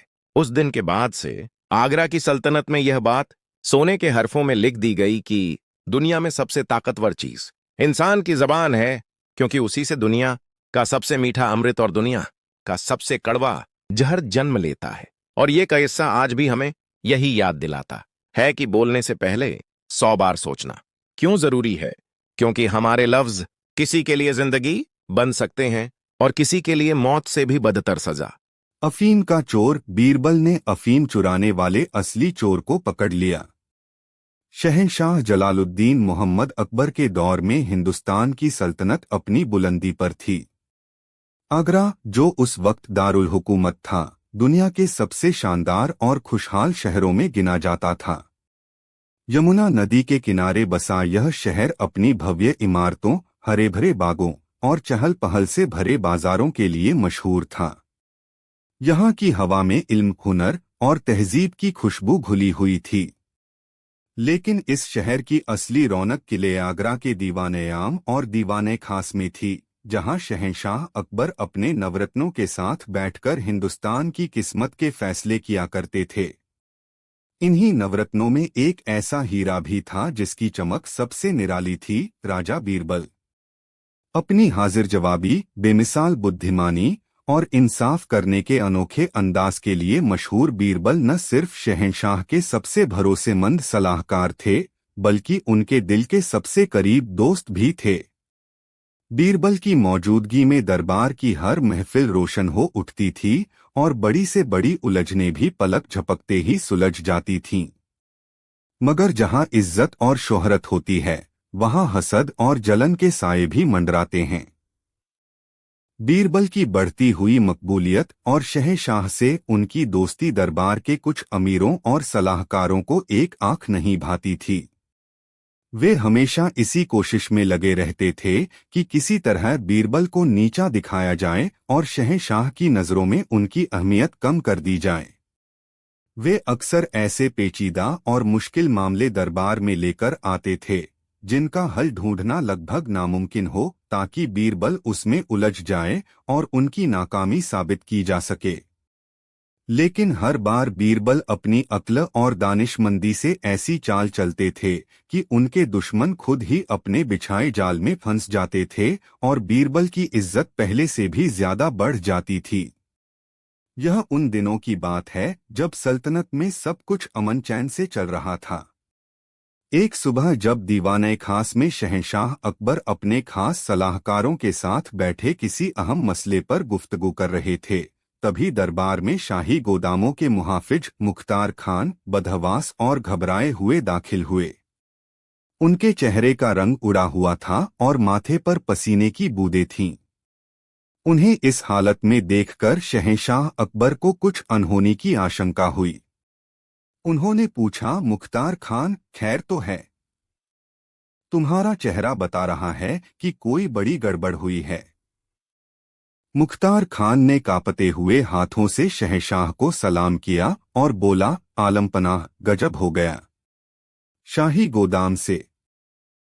गोदाम से अफीम की वो खास पेटी चोरी हो गई है जो कंधार से खास शाही हकीमों के लिए मंगवाई गई थी। यह सुनते ही पूरे दरबार में सन्नाटा छा गया। यह कोई मामूली चोरी नहीं थी। वह अफीम सिर्फ एक नशीला पदार्थ नहीं था, बल्कि एक बेशकीमती दवा थी। शाही हकीम उसका इस्तेमाल कई नायाब और जिंदगी बचाने वाली दवाइयां बनाने में करते थे, जो सिर्फ शाही खानदान और सल्तनत के बड़े ओहदेदारों के लिए ही होती थीं। उस अफीम की कीमत सोने से भी ज्यादा थी, लेकिन उससे भी बढ़कर यह सल्तनत की सुरक्षा और इज्जत का सवाल था। शाही गोदाम, जिसकी हिफाजत का जिम्मा सबसे भरोसेमंद सिपाहियों पर होता था, वहां से किसी चीज का चोरी हो जाना यह बताता था कि चोर कोई मामूली इंसान नहीं है और उसके हाथ सल्तनत के बहुत अंदर तक पहुंचे हुए हैं।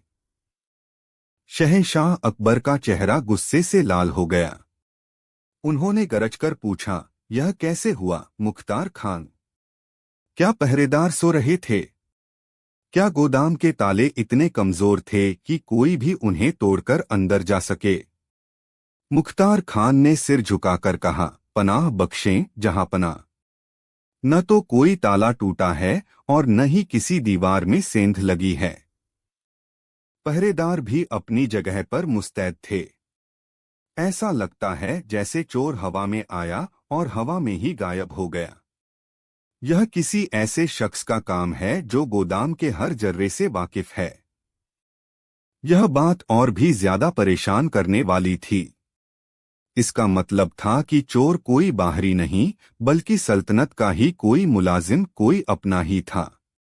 अकबर ने फौरन अपने सबसे काबिल जासूसों और सिपाह सालारों को तलब किया और हुक्म दिया कि 24 घंटे के अंदर चोर को पकड़कर उनके सामने पेश किया जाए। दरबार के अमीर, जो बीरबल से जलते थे, उन्हें एक और मौका मिल गया। उन्होंने कहना शुरू कर दिया, आलमपनाह, यह मामला चतुराई का नहीं, सख्ती का है। गोदाम के सभी मुलाजिमों और पहरेदारों को कैदखाने में डालकर तब तक पीटा जाना चाहिए जब तक वे सच न उगल दें। लेकिन अकबर जानते थे कि इस तरह की सख्ती से कई बेगुनाह भी पिस जाएंगे और शायद असली चोर कभी हाथ न आए। उनकी नजरें उस शख्स को ढूंढ रही थीं जो हर मुश्किल में उनके काम आता था, बीरबल। बीरबल हमेशा की तरह शांत भाव से सब कुछ सुन रहे थे। अकबर ने उनकी तरफ देखकर कहा, बीरबल, इस मामले में तुम्हारी खामोशी हमें बेचैन कर रही है। तुम्हारे हिसाब से हमें क्या करना चाहिए? बीरबल ने अदब से झुककर कहा, आलमपनाह, मेरे दुश्मन सही कह रहे हैं। यह मामला वाकई बहुत संगीन है। लेकिन मेरा मानना है कि तलवार की जगह सुई से भी काम लिया जा सकता है। अगर आप इजाजत दें तो इस चोर को पकड़ने का जिम्मा मैं लेना चाहता हूं। बीरबल के दुश्मनों ने एक दूसरे को देखकर कुटिलता से मुस्कुराया। उन्हें लगा कि इस बार बीरबल ऐसे उलझे हैं कि निकल नहीं पाएंगे। एक अमीर ने कहा, राजा बीरबल, यह कोई कहानी नहीं है जहां आप अपनी बातों से चोर को पकड़ लेंगे। यह एक शातिर चोर का काम है। अकबर ने उस अमीर को चुप रहने का इशारा किया और बीरबल से कहा, हमें तुम पर पूरा भरोसा है, बीरबल। जाओ और उस गद्दार को ढूंढ निकालो जिसने हमारी नाक के नीचे से चोरी करने की हिम्मत की है। शहंशाह का हुक्म मिलते ही बीरबल अपने काम में जुट गए। उन्होंने किसी को कैद करने या मारने पीटने के बजाय तहकीकात का एक अलग ही रास्ता चुना। सबसे पहले वे खुद उस शाही गोदाम में गए। उन्होंने हर चीज का बारीकी से मुआयना किया। उन्होंने देखा कि गोदाम में बड़ी बड़ी पेटियां और संदूक रखे हुए थे। जिस जगह पर अफीम की पेटी रखी थी, वहां धूल में किसी के आने जाने के कोई खास निशान नहीं थे, सिवाय उन मुलाजिमों के जो रोज वहां काम करते थे। ताले अपनी जगह पर सही सलामत थे।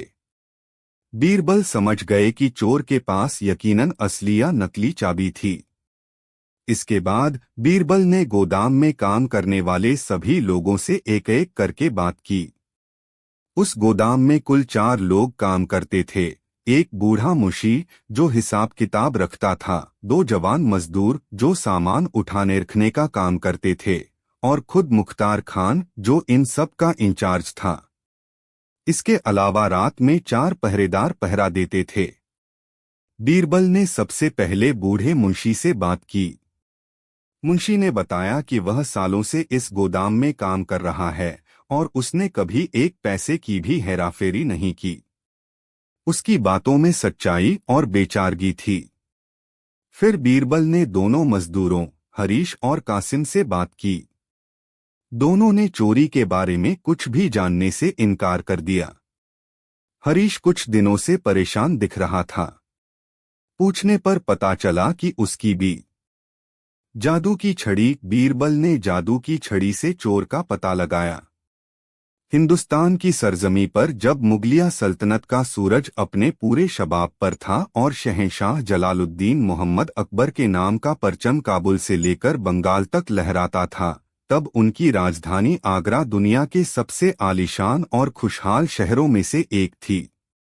यमुना नदी के निर्मल किनारे पर बसा यह शहर अपनी बुलंद इमारतों, हरे भरे बाग बगीचों और दुनिया भर की नायाब चीजों से सजे बाजारों के लिए मशहूर था। लेकिन इस सल्तनत की असली जान और शान बसती थी किले आगरा की दीवारों के अंदर, दीवान-ए-आम और दीवान-ए-खास की महफिलों में, जहां शहंशाह अकबर अपने नवरत्नों के साथ मिलकर हिंदुस्तान की तकदीर लिखा करते थे। इन्हीं नवरत्नों के बीच एक ऐसा कोहिनूर भी था जिसकी चमक के आगे सब फीके पड़ जाते थे, राजा बीरबल। बीरबल, जिनका असली नाम महेश दास था, अपनी बेमिसाल हाजिर जवाबी, गहरी सूझबूझ और इंसाफ करने के अनोखे तरीकों के लिए न सिर्फ शहंशाह के सबसे अजीज दोस्त और सलाहकार थे, बल्कि आगरा की आम आवाम के दिलों की धड़कन भी थे। उनकी बुद्धिमानी के किस्से किसी लोक कथा की तरह गली गली में सुनाए जाते थे और उनकी मौजूदगी बड़ी से बड़ी मुश्किल को भी आसान बना देती थी। मगर जहां फूल खिलते हैं, वहां कांटे भी होते हैं। बीरबल की बेपनाह शोहरत और शहंशाह अकबर से उनकी गहरी दोस्ती दरबार के कुछ अमीर उमरा और सलाहकारों की आंखों में हमेशा खटकती थी। वे मन ही मन बीरबल से हसद की आग में जलते थे और हर पल इसी फिराक में रहते थे कि कोई ऐसा मौका हाथ लगे जब वे बीरबल को शहंशाह की नजरों में जलील कर सकें। वे अक्सर ऐसी पेचीदा गुत्थियां और उलझे हुए मामले दरबार में लाते जिन्हें सुलझाना किसी के बस की बात न हो, ताकि बीरबल उसमें फंस जाए और उनकी काबिलियत पर सवाल उठाया जा सके। लेकिन हर बार बीरबल अपनी अक्ल के जौहर से ऐसी चाल चलते कि उनके दुश्मन अपने ही बुने जाल में उलझकर रह जाते और बीरबल की इज्जत और मर्तबा शहंशाह की नजरों में पहले से भी ज्यादा बढ़ जाता था। यह उन दिनों की बात है जब आगरा में अमन और सुकून का माहौल था। एक दिन दीवान-ए-खास की महफिल जमी हुई थी। शहंशाह अकबर अपने तख्ते ताउस पर विराजमान थे और उनके नवरत्न अपने अपने मसंदों पर बैठे सल्तनत के जरूरी कामों पर गौर व फिक्र कर रहे थे। तभी दरबान ने इत्तिला दी कि शहर के सबसे बड़े और अमीर जौहरी सेठ हीरालाल बहुत ही परेशान हाल में उनसे मिलने की इजाजत चाहते हैं। सेठ हीरालाल न सिर्फ एक अमीर सौदागर थे, बल्कि एक नेक और ईमानदार इंसान भी थे, जिनकी इज्जत पूरा आगरा करता था। शहंशाह ने उन्हें फौरन अंदर बुलाने का हुक्म दिया। सेठ हीरालाल जब दरबार में दाखिल हुए तो उनकी हालत देखने लायक थी। उनके कीमती कपड़े सिलवटों से भरे थे, बाल बिखरे हुए थे और आंखों में आंसुओं का सैलाब था। उन्होंने शहंशाह के कदमों में गिरकर अपनी पगड़ी रख दी और बिलख बिलख कर रोने लगे। शहंशाह अकबर ने उन्हें उठाया और नरमी से पूछा, सेठ जी, क्या बात है? आप इस कदर परेशान क्यों हैं? क्या किसी ने आपके साथ कोई गुस्ताखी की है? बेखौफ होकर हमें बताइए, मुजरिम चाहे जमीन में हो या आसमान में, उसे ढूंढकर सजा दी जाएगी। सेठ हीरालाल ने अपनी कांपती हुई आवाज में जो बताया, उसे सुनकर पूरा दरबार सन्न रह गया। उन्होंने बताया कि पिछली रात उनके घर में बहुत बड़ी चोरी हो गई। चोर उनके घर का सारा कीमती सामान, सोने चांदी के जेवर, अशर्फियों से भरी थैलियां, सब कुछ ले गया। लेकिन सबसे बड़ा सदमा उन्हें इस बात का था कि चोर उनकी तिजोरी में रखा वह पुश्तैनी हार भी ले गया, जो उनकी मरहूमा ने अपनी आखिरी निशानी के तौर पर उनकी बीवी को दिया था। उस हार से उनकी भावनाएं जुड़ी थीं और उसके बिना उनकी दुनिया लुट गई थी। सबसे हैरान करने वाली बात यह थी कि चोरी में न कोई ताला तोड़ा गया था, न कोई दीवार फांदी गई थी और न ही किसी संदूक को तोड़ने के निशान थे। घर के सारे दरवाजे और खिड़कियां अंदर से बंद थीं। घर में सेठ, उनकी बीवी और उनके 5 सबसे भरोसेमंद नौकरों के अलावा कोई नहीं था। यह साफ था कि चोरी किसी बाहरी ने नहीं, बल्कि घर के ही किसी भेदी ने की थी। शहंशाह अकबर ने शहर के कोतवाल को तलब किया और उसे फौरन मामले की तहकीकात करने का हुक्म दिया। कोतवाल ने सेठ हीरालाल के घर जाकर छानबीन की, सभी नौकरों से घंटों तक कड़ी पूछताछ की, लेकिन कोई सुराग हाथ नहीं लगा। पांचों नौकर सालों से सेठ के यहाँ काम कर रहे थे और बहुत वफादार माने जाते थे। सबने चोरी में अपना हाथ होने से साफ इनकार कर दिया और एक दूसरे पर इल्जाम लगाने के बजाय सब खामोश थे। मामला इतना उलझ गया था कि कोतवाल ने भी हाथ खड़े कर दिए। अब बीरबल से जलने वाले दरबारियों को एक बेहतरीन मौका मिल गया। उन्होंने शहंशाह को भड़काना शुरू किया। एक दरबारी शमसुद्दीन खान, जो खुद को बहुत अक्लमंद समझता था, बोला, आलमपनाह, यह मामला कोतवाल के बस का नहीं है। इन नौकरों ने मिलकर चोरी की है और अब एक दूसरे को बचा रहे हैं। इन सबको कैदखाने में डालकर तब तक कोड़े बरसाए जाए जब तक ये सच न उगल दें। लेकिन अकबर जानते थे कि इस तरीके से शायद कोई बेगुनाह भी सजा पा सकता है। उनकी निगाहें बीरबल को ढूंढ रही थीं, जो हमेशा की तरह खामोश बैठे सब कुछ गौर से सुन रहे थे। अकबर ने कहा, बीरबल, इस पेचीदा मामले पर तुम्हारी क्या राय है?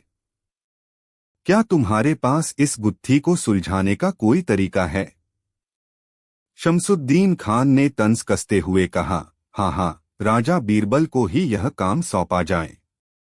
देखते हैं इनकी चतुराई इस बंद दरवाजे के पीछे हुए राज को कैसे खोलती है। बीरबल अपनी जगह से उठे, शहंशाह को सलाम किया और बोले, जहांपनाह, मेरे दोस्तों की राय अपनी जगह सही है, लेकिन मेरा मानना है कि हर ताला सिर्फ ताकत से नहीं, अक्ल की चाबी से भी खुलता है। अगर आप मुझे इजाजत और एक दिन की मोहलत दें तो मैं यकीन दिलाता हूं कि चोर आपके सामने होगा और किसी बेगुनाह को तकलीफ भी नहीं होगी। अकबर को बीरबल पर पूरा भरोसा था। उन्होंने कहा, हमें तुम्हारी बात मंजूर है बीरबल। जाओ और इस चोर को बेनकाब करो। हमारी सल्तनत में ऐसे भेदियों के लिए कोई जगह नहीं है। हुक्म मिलते ही बीरबल सेठ हीरालाल के घर पहुंचे। उन्होंने सेठ को तसल्ली दी और उनके पांचों नौकरों को अपने सामने बुलाया। उन पांचों के नाम थे, राम भरोसे, जो घर का सबसे पुराना और मुख्य सेवक था, दीनू, जो रसोइया था, मंगल, जो बागबान था, रहीम, जो घोड़ों की देखभाल करता था, और सोहन, जो सबसे नया और जवान नौकर था। पांचों के चेहरों पर घबराहट और डर साफ झलक रहा था। बीरबल ने उनसे कोई सवाल नहीं पूछा, कोई पूछताछ नहीं की। उन्होंने बस मुस्कुराते हुए कहा, देखो, मैं जानता हूं कि तुम सब सेठ जी के वफादार हो, लेकिन गलती किसी एक से हुई है। अब सच अपने आप सामने आ जाएगा। मेरे पास एक जादू की छड़ी है जो मुझे हिमालय के एक पहुंचे हुए सिद्ध बाबा ने दी थी। यह कोई मामूली छड़ी नहीं है, यह चोर को पहचान लेती है। यह कहकर बीरबल ने अपने झोले में से लकड़ी की 5 एक जैसी छड़ियां निकाली। वे बिल्कुल एक नाप की और एक जैसी दिखती थीं। उन्होंने हर नौकर के हाथ में एक एक छड़ी थमा दी और फिर बड़े ही रहस्यमय अंदाज में बोले, ये 5 जादू की छड़ियां हैं। तुम सब इसे लेकर आज रात अपने अपने घर जाओ। जिसने भी चोरी की है उसकी छड़ी रात भर में ठीक 1 इंच लंबी हो जाएगी, लेकिन जो बेगुनाह है उसकी छड़ी जैसी है वैसी ही रहेगी। कल सुबह तुम सब इसी जगह पर अपनी अपनी छड़ी लेकर हाजिर होना। जादू की छड़ी खुद बता देगी कि चोर कौन है। यह सुनकर 5 नौकर हैरान रह गए। बीरबल की बातों में इतना आत्मविश्वास और रहस्य था कि उन्हें यकीन हो गया कि इन छड़ियों में जरूर कोई जादुई ताकत है। वे अपनी अपनी छड़ी लेकर अपने कमरों में चले गए। बीरबल ने सेठ हीरालाल से कहा, सेठ जी, आप फिक्र न करें, कल सुबह आपका चोर पकड़ा जाएगा। और यह कहकर वे वहां से चले गए। अब उन 5 नौकरों के लिए वह रात कयामत की रात बन गई। जो 4 बेगुनाह थे वे तो अपनी अपनी छड़ी रखकर आराम से सो गए, क्योंकि उन्हें पता था कि उन्होंने कुछ नहीं किया है, इसलिए उनकी छड़ी नहीं बढ़ेगी। लेकिन जिस एक नौकर ने चोरी की थी, उसकी हालत खराब थी। उसके दिल में खौफ बैठ गया था। वह बार बार अपनी छड़ी को देख रहा था और सोच रहा था, बीरबल ने कहा है कि चोर की छड़ी 1 इंच लंबी हो जाएगी। इसका मतलब है कि सुबह जब मैं यह छड़ी लेकर जाऊंगा तो मेरी छड़ी बाकी सबसे लंबी होगी और मैं फौरन पकड़ लिया जाऊंगा। मुझे कुछ करना होगा। डर और घबराहट में उसकी अक्ल ने काम करना बंद कर दिया था। उसने सोचा, अगर मैं इस छड़ी को पहले से ही 1 इंच छोटा कर दूं तो रात भर में जब यह 1 इंच बढ़ेगी तो वापस अपनी असली लंबाई पर आ जाएगी और किसी को पता भी नहीं चलेगा। यही सोचकर उस चोर नौकर ने एक आरी ली और अपनी छड़ी को नीचे से ठीक 1 इंच काटकर छोटा कर दिया। अब वह निश्चिंत हो गया कि सुबह उसकी चोरी नहीं पकड़ी जाएगी, और यह सोचकर वह सो गया। अगली सुबह जैसा कि तय हुआ था, पांचों नौकर अपनी अपनी छड़ियां लेकर बीरबल के सामने हाजिर हुए। सेठ हीरालाल और कोतवाल भी वहां मौजूद थे। दरबार के कुछ अमीर, खासकर शमसुद्दीन खान, भी यह तमाशा देखने आए थे कि बीरबल कैसे अपनी बात सच साबित करते हैं। बीरबल ने एक एक करके सभी नौकरों से उनकी छड़ी हाथ में लेने को कहा। उन्होंने पहले 4 नौकरों की छड़ियां देखीं, वे सब बिल्कुल वैसी ही थीं जैसी बीरबल ने दी थीं। लेकिन जैसे ही 5वें नौकर सोहन ने अपनी छड़ी आगे बढ़ाई, बीरबल मुस्कुरा दिए। उन्होंने सबकी छड़ियों को एक साथ रखकर दिखाया। सोहन की छड़ी बाकी चारों छड़ियों से ठीक 1 इंच छोटी थी। बीरबल ने सोहन की तरफ उंगली उठाकर पूरे आत्मविश्वास से कहा, पकड़ लो इसे, यही है तुम्हारा चोर। यह देखकर सब हैरान रह गए। शमसुद्दीन खान ने पूछा, लेकिन यह कैसे हो सकता है? आपने तो कहा था कि चोर की छड़ी लंबी हो जाएगी, पर इसकी छड़ी तो छोटी है। बीरबल ने हंसकर जवाब दिया, शमसुद्दीन खान, यह छड़ियां लकड़ी की थीं, जादू की नहीं। इनमें कोई जादुई ताकत नहीं थी। जादू इंसान के मन में बसे डर और वहम में होता है। मैंने बस चोर की मानसिकता का फायदा उठाया। जो बेगुनाह थे वे निडर होकर सो गए, लेकिन चोर के मन में चोर की दाढ़ी में तिनके वाली कहावत सच हो गई। उसे मेरी बात पर यकीन हो गया और उसने पकड़े जाने के डर से अपनी छड़ी को खुद ही 1 इंच छोटा कर दिया, यह सोचकर कि वह रात में बढ़कर बराबर हो जाएगी। इसी डर और मूर्खता ने उसे पकड़वा दिया। यह सुनकर सब बीरबल की बुद्धिमानी पर दंग रह गए। सोहन, जिसका राज खुल चुका था, बीरबल के पैरों में गिर पड़ा और अपना गुनाह कबूल कर लिया। उसने बताया कि उसे अपनी बेटी की शादी के लिए पैसों की सख्त जरूरत थी और लालच में आकर उसने यह कदम उठाया। उसकी निशानदेही पर चोरी का सारा माल और वह कीमती हार भी बरामद कर लिया गया। सेठ हीरालाल ने अपना सामान वापस पाकर बीरबल का लाख लाख शुक्रिया अदा किया। शहंशाह अकबर जब दरबार में यह किस्सा सुने तो वे अपनी जगह से खड़े हो गए और बीरबल को गले लगा लिया। उन्होंने कहा, बीरबल, आज तुमने एक बार फिर साबित कर दिया कि दुनिया की सबसे बड़ी ताकत तलवार या दौलत नहीं, बल्कि अक्ल है। तुमने बिना किसी खून खराबे और सख्ती के सिर्फ अपनी समझदारी से एक मुश्किल गुत्थी को सुलझा दिया। वाकई तुम्हारी जादू की छड़ी लकड़ी की नहीं, बल्कि बुद्धिमानी की थी। बीरबल के दुश्मनों के सिर शर्म से झुक गए और पूरे दरबार में एक बार फिर बीरबल की जय जयकार होने लगी। यह किस्सा हमेशा के लिए इतिहास में दर्ज हो गया और लोगों को यह सबक सिखा गया कि अपराध कितना भी शातिर क्यों न हो, वह अपने पीछे कोई न कोई सुराग जरूर छोड़ जाता है, और एक अपराधी का अपना डर ही उसका सबसे बड़ा दुश्मन होता है। आगरा का किला अपनी पूरी शानो शौकत से दमक रहा था।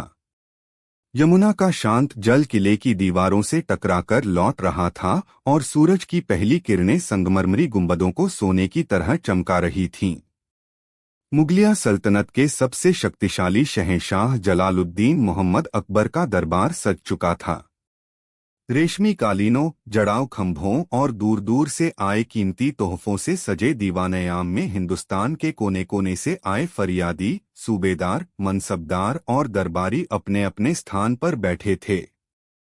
माहौल में एक अजीब सी खामोशी और अदब का संगम था जो सिर्फ शहंशाह के आने की आहट से टूटता था।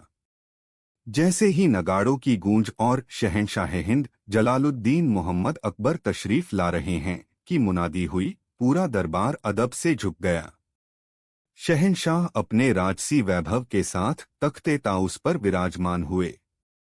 उनकी नजरें दरबार के हर कोने का जायजा ले रही थीं।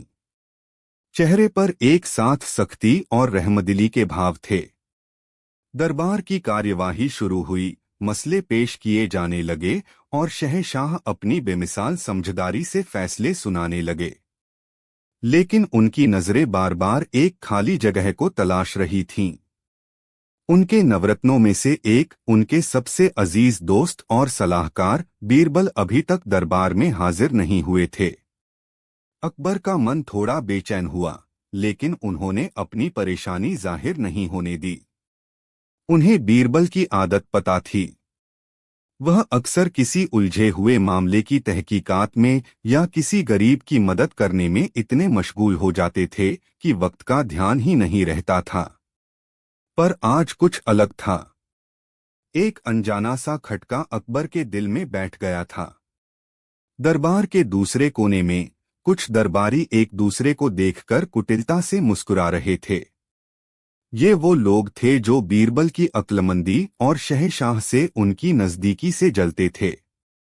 इनमें सबसे आगे थे शहंशाह के साले साहब मान सिंह के एक दूर के रिश्तेदार हकीम जफरुल्लाह खान, खजांची दौलतराम और सेनापति के सहायक बख्तावर खान। इन तीनों की तिकड़ी हमेशा बीरबल के खिलाफ साजिशें रचती रहती थी। उन्हें यह बर्दाश्त नहीं होता था कि एक मामूली ब्राह्मण का बेटा, जो कल तक दरबार में एक कवि के तौर पर आया था, आज शहंशाह के दिल और दिमाग पर राज कर रहा था। हर मुश्किल मामले में शहंशाह सिर्फ बीरबल की राय लेते थे। हर खुशी में बीरबल उनके साथ होते थे। इनाम और इकराम भी सबसे ज्यादा बीरबल को ही मिलते थे। यह बात इन दरबारियों के सीने में शूल की तरह चुभती थी। जफरुल्लाह खान, जो खुद को बहुत बड़ा अक्लमंद समझता था, अक्सर अपनी बातों से शहंशाह को बीरबल के खिलाफ भड़काने की कोशिश करता, लेकिन हर बार बीरबल अपनी हाजिर जवाबी से उसकी बोलती बंद कर देते थे। दौलतराम को इस बात की जलन थी कि बीरबल की वजह से उसके कई भ्रष्टाचार के मंसूबे नाकाम हो गए थे। और बख्तावर खान, जो अपनी बहादुरी के झूठे किस्से सुनाकर तरक्की पाना चाहता था, बीरबल की सच्चाई और ईमानदारी से नफरत करता था। आज दरबार में बीरबल की गैर मौजूदगी उन्हें एक सुनहरा मौका लग रही थी। जफरुल्लाह खान ने धीरे से दौलतराम के कान में फुसफुसाया, लगता है आज हमारा तीर निशाने पर लगा है। दौलतराम ने अपनी मोटी गर्दन हिलाते हुए कहा, अभी कुछ कहना जल्दबाजी होगी। उस शैतान के दिमाग का कोई भरोसा नहीं। हो सकता है किसी नए स्वांग में शहंशाह के सामने पेश होकर फिर सारी वाहवाही लूट ले जाए। बख्तावर खान ने अपनी मूंछों पर ताव देते हुए कहा, इस बार ऐसा नहीं होगा। इस बार हमने जो जाल बिछाया है, उससे परिंदा तो क्या, हवा भी नहीं निकल सकती। उनकी यह कानाफूसी शहंशाह अकबर की तेज नजरों से छिप न सकी।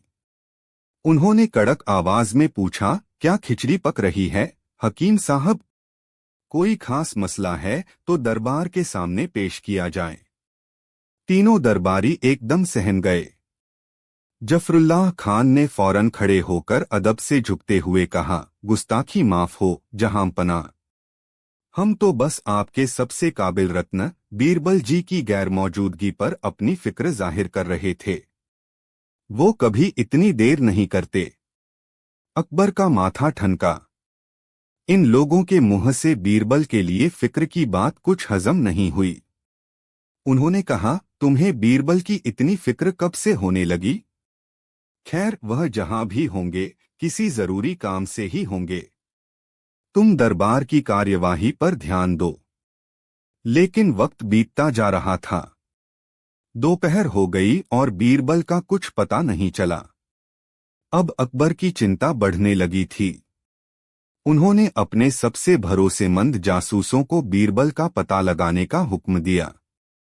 जासूस शहर के चप्पे चप्पे में फैल गए। बीरबल के घर पता किया गया तो मालूम हुआ कि वह सुबह सवेरे यह कहकर निकले थे कि शहंशाह ने उन्हें किसी गुप्त मिशन पर भेजा है और उन्हें यमुना के पार पुराने पीपल के पेड़ के पास मिलने को कहा है। यह सुनकर अकबर का शक और गहरा गया। उन्होंने तो ऐसा कोई हुक्म दिया ही नहीं था।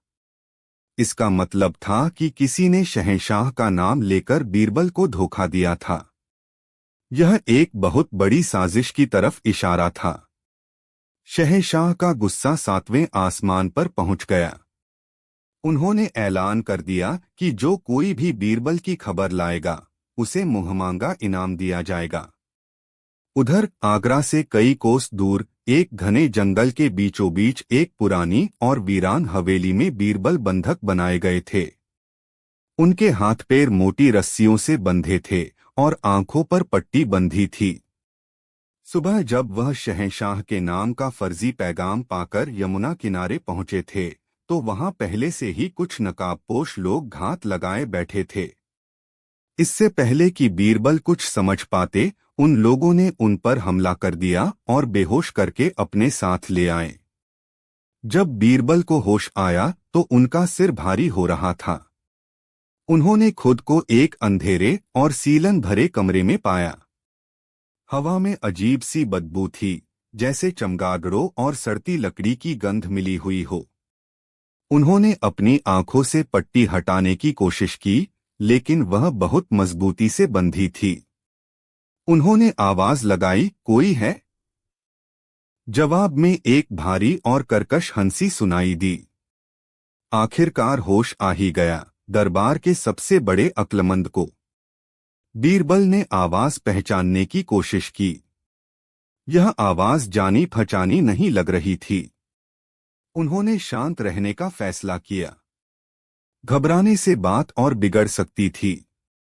उन्होंने अपने दिमाग के घोड़े दौड़ाने शुरू कर दिए। उन्हें यहां कौन लाया हो सकता है? उनका दुश्मन कौन है? दरबार में कई लोग उनसे जलते थे, लेकिन अपहरण जैसा संगीन कदम कौन उठा सकता है? कुछ देर बाद कमरे का दरवाजा खुला और 2 लोग अंदर आए। उन्होंने बीरबल की आंखों से पट्टी हटाई। कुछ देर के लिए तो रोशनी से बीरबल की आंखें चौंधिया गईं। जब नजर साफ हुई तो उन्होंने सामने 2 हट्टे-कट्टे लोगों को देखा, जिनके चेहरों पर क्रूरता साफ झलक रही थी। उनमें से एक ने कहा, ज्यादा होशियार बनने की कोशिश मत करना। जैसा कहा जाए वैसा ही करना, वरना जान से हाथ धो बैठोगे। आगरा का किला अपनी पूरी शानो शौकत से दमक रहा था। यमुना का शांत जल किले की दीवारों से टकराकर लौट रहा था और सूरज की पहली किरणें संगमरमरी गुंबदों को सोने की तरह चमका रही थीं। मुगलिया सल्तनत के सबसे शक्तिशाली शहंशाह जलालुद्दीन मोहम्मद अकबर का दरबार सज चुका था। रेशमी कालीनों, जड़ाव खंभों और दूर दूर से आए कीमती तोहफों से सजे दीवानयाम में हिंदुस्तान के कोने कोने से आए फरियादी, सूबेदार, मनसबदार और दरबारी अपने अपने स्थान पर बैठे थे। माहौल में एक अजीब सी खामोशी और अदब का संगम था, जो सिर्फ शहंशाह के आने की आहट से टूटता था। जैसे ही नगाड़ों की गूंज और शहंशाह हिंद जलालुद्दीन मोहम्मद अकबर तशरीफ ला रहे हैं की मुनादी हुई, पूरा दरबार अदब से झुक गया। शहंशाह अपने राजसी वैभव के साथ तख्ते ताउस पर विराजमान हुए। उनकी नजरें दरबार के हर कोने का जायजा ले रही थीं। चेहरे पर एक साथ सख्ती और रहमदिली के भाव थे। दरबार की कार्यवाही शुरू हुई। मसले पेश किए जाने लगे और शहंशाह अपनी बेमिसाल समझदारी से फैसले सुनाने लगे। लेकिन उनकी नजरें बार बार एक खाली जगह को तलाश रही थीं। उनके नवरत्नों में से एक, उनके सबसे अजीज दोस्त और सलाहकार बीरबल अभी तक दरबार में हाजिर नहीं हुए थे। अकबर का मन थोड़ा बेचैन हुआ, लेकिन उन्होंने अपनी परेशानी जाहिर नहीं होने दी। उन्हें बीरबल की आदत पता थी।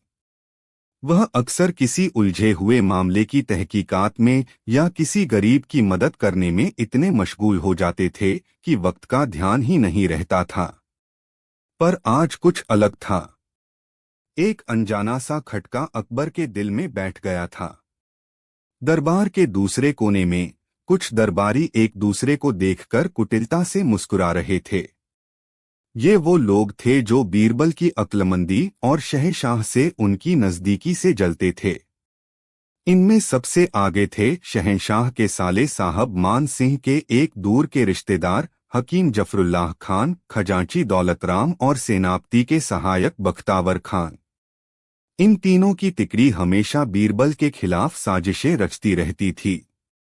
उन्हें यह बर्दाश्त नहीं होता था कि एक मामूली ब्राह्मण का बेटा, जो कल तक दरबार में एक कवि के तौर पर आया था, आज शहंशाह के दिल और दिमाग पर राज कर रहा था। हर मुश्किल मामले में शहंशाह सिर्फ बीरबल की राय लेते थे। हर खुशी में बीरबल उनके साथ होते थे। इनाम और इकराम भी सबसे ज्यादा बीरबल को ही मिलते थे। यह बात इन दरबारियों के सीने में शूल की तरह चुभती थी। जफरुल्लाह खान, जो खुद को बहुत बड़ा अक्लमंद समझता था, अक्सर अपनी बातों से शहंशाह को बीरबल के खिलाफ भड़काने की कोशिश करता, लेकिन हर बार बीरबल अपनी हाजिर जवाबी से उसकी बोलती बंद कर देते थे। दौलत राम को इस बात की जलन थी कि बीरबल की वजह से उसके कई भ्रष्टाचार के मंसूबे नाकाम हो गए थे। और बख्तावर खान, जो अपनी बहादुरी के झूठे किस्से सुनाकर तरक्की पाना चाहता था, बीरबल की सच्चाई और ईमानदारी से नफरत करता था। आज दरबार में बीरबल की गैर मौजूदगी उन्हें एक सुनहरा मौका लग रही थी। जफरुल्लाह खान ने धीरे से दौलत राम के कान में फुसफुसाया, लगता है आज हमारा तीर निशाने पर लगा है।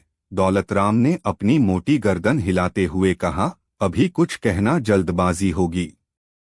उस शैतान के दिमाग का कोई भरोसा नहीं। हो सकता है किसी नए स्वांग में शहंशाह के सामने पेश होकर फिर सारी वाहवाही लूट ले जाए। बख्तावर खान ने अपनी मूंछों पर ताव देते हुए कहा, इस बार ऐसा नहीं होगा। इस बार हमने जो जाल बिछाया है, उससे परिंदा तो क्या, हवा भी नहीं निकल सकती। उनकी यह कानाफूसी शहंशाह अकबर की तेज नजरों से छिप न सकी। उन्होंने कड़क आवाज में पूछा, क्या खिचड़ी पक रही है हकीम साहब? कोई खास मसला है तो दरबार के सामने पेश किया जाए। तीनों दरबारी एकदम सहम गए। जफरुल्लाह खान ने फौरन खड़े होकर अदब से झुकते हुए कहा, गुस्ताखी माफ हो जहांपना। हम तो बस आपके सबसे काबिल रत्न बीरबल जी की गैर मौजूदगी पर अपनी फिक्र जाहिर कर रहे थे। वो कभी इतनी देर नहीं करते। अकबर का माथा ठनका। इन लोगों के मुंह से बीरबल के लिए फिक्र की बात कुछ हजम नहीं हुई। उन्होंने कहा, तुम्हें बीरबल की इतनी फिक्र कब से होने लगी? खैर, वह जहां भी होंगे किसी जरूरी काम से ही होंगे। तुम दरबार की कार्यवाही पर ध्यान दो। लेकिन वक्त बीतता जा रहा था। दोपहर हो गई और बीरबल का कुछ पता नहीं चला। अब अकबर की चिंता बढ़ने लगी थी। उन्होंने अपने सबसे भरोसेमंद जासूसों को बीरबल का पता लगाने का हुक्म दिया। जासूस शहर के चप्पे चप्पे में फैल गए। बीरबल के घर पता किया गया तो मालूम हुआ कि वह सुबह सवेरे यह कहकर निकले थे कि शहंशाह ने उन्हें किसी गुप्त मिशन पर भेजा है और उन्हें यमुना के पार पुराने पीपल के पेड़ के पास मिलने को कहा है। यह सुनकर अकबर का शक और गहरा गया। उन्होंने तो ऐसा कोई हुक्म दिया ही नहीं था। इसका मतलब था कि किसी ने शहंशाह का नाम लेकर बीरबल को धोखा दिया था। यह एक बहुत बड़ी साजिश की तरफ इशारा था। शहंशाह का गुस्सा 7वें आसमान पर पहुंच गया। उन्होंने ऐलान कर दिया कि जो कोई भी बीरबल की खबर लाएगा उसे मुंहमांगा इनाम दिया जाएगा। उधर आगरा से कई कोस दूर एक घने जंगल के बीचों बीच एक पुरानी और वीरान हवेली में बीरबल बंधक बनाए गए थे। उनके हाथ पैर मोटी रस्सियों से बंधे थे और आंखों पर पट्टी बंधी थी। सुबह जब वह शहंशाह के नाम का फर्जी पैगाम पाकर यमुना किनारे पहुंचे थे तो वहां पहले से ही कुछ नकाबपोश लोग घात लगाए बैठे थे। इससे पहले कि बीरबल कुछ समझ पाते, उन लोगों ने उन पर हमला कर दिया और बेहोश करके अपने साथ ले आए। जब बीरबल को होश आया तो उनका सिर भारी हो रहा था। उन्होंने खुद को एक अंधेरे और सीलन भरे कमरे में पाया। हवा में अजीब सी बदबू थी, जैसे चमगादड़ों और सड़ती लकड़ी की गंध मिली हुई हो। उन्होंने अपनी आंखों से पट्टी हटाने की कोशिश की, लेकिन वह बहुत मजबूती से बंधी थी। उन्होंने आवाज लगाई, कोई है? जवाब में एक भारी और कर्कश हंसी सुनाई दी। आखिरकार होश आ ही गया, दरबार के सबसे बड़े अक्लमंद को। बीरबल ने आवाज पहचानने की कोशिश की। यह आवाज जानी पहचानी नहीं लग रही थी।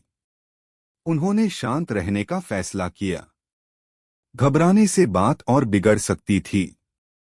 उन्होंने अपने दिमाग के घोड़े दौड़ाने शुरू कर दिए। उन्हें यहां कौन लाया हो सकता है? उनका दुश्मन कौन है? दरबार में कई लोग उनसे जलते थे, लेकिन अपहरण जैसा संगीन कदम कौन उठा सकता है?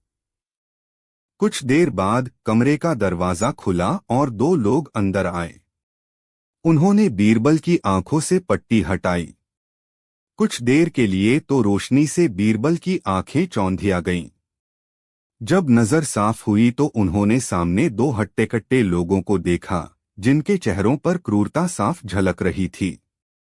उनमें से एक ने कहा, ज्यादा होशियार बनने की कोशिश मत करना। जैसा कहा जाए वैसा ही करना, वरना जान से हाथ धो बैठोगे। बीरबल ने शांत भाव से पूछा, तुम लोग कौन हो और मुझे यहाँ क्यों लाए हो?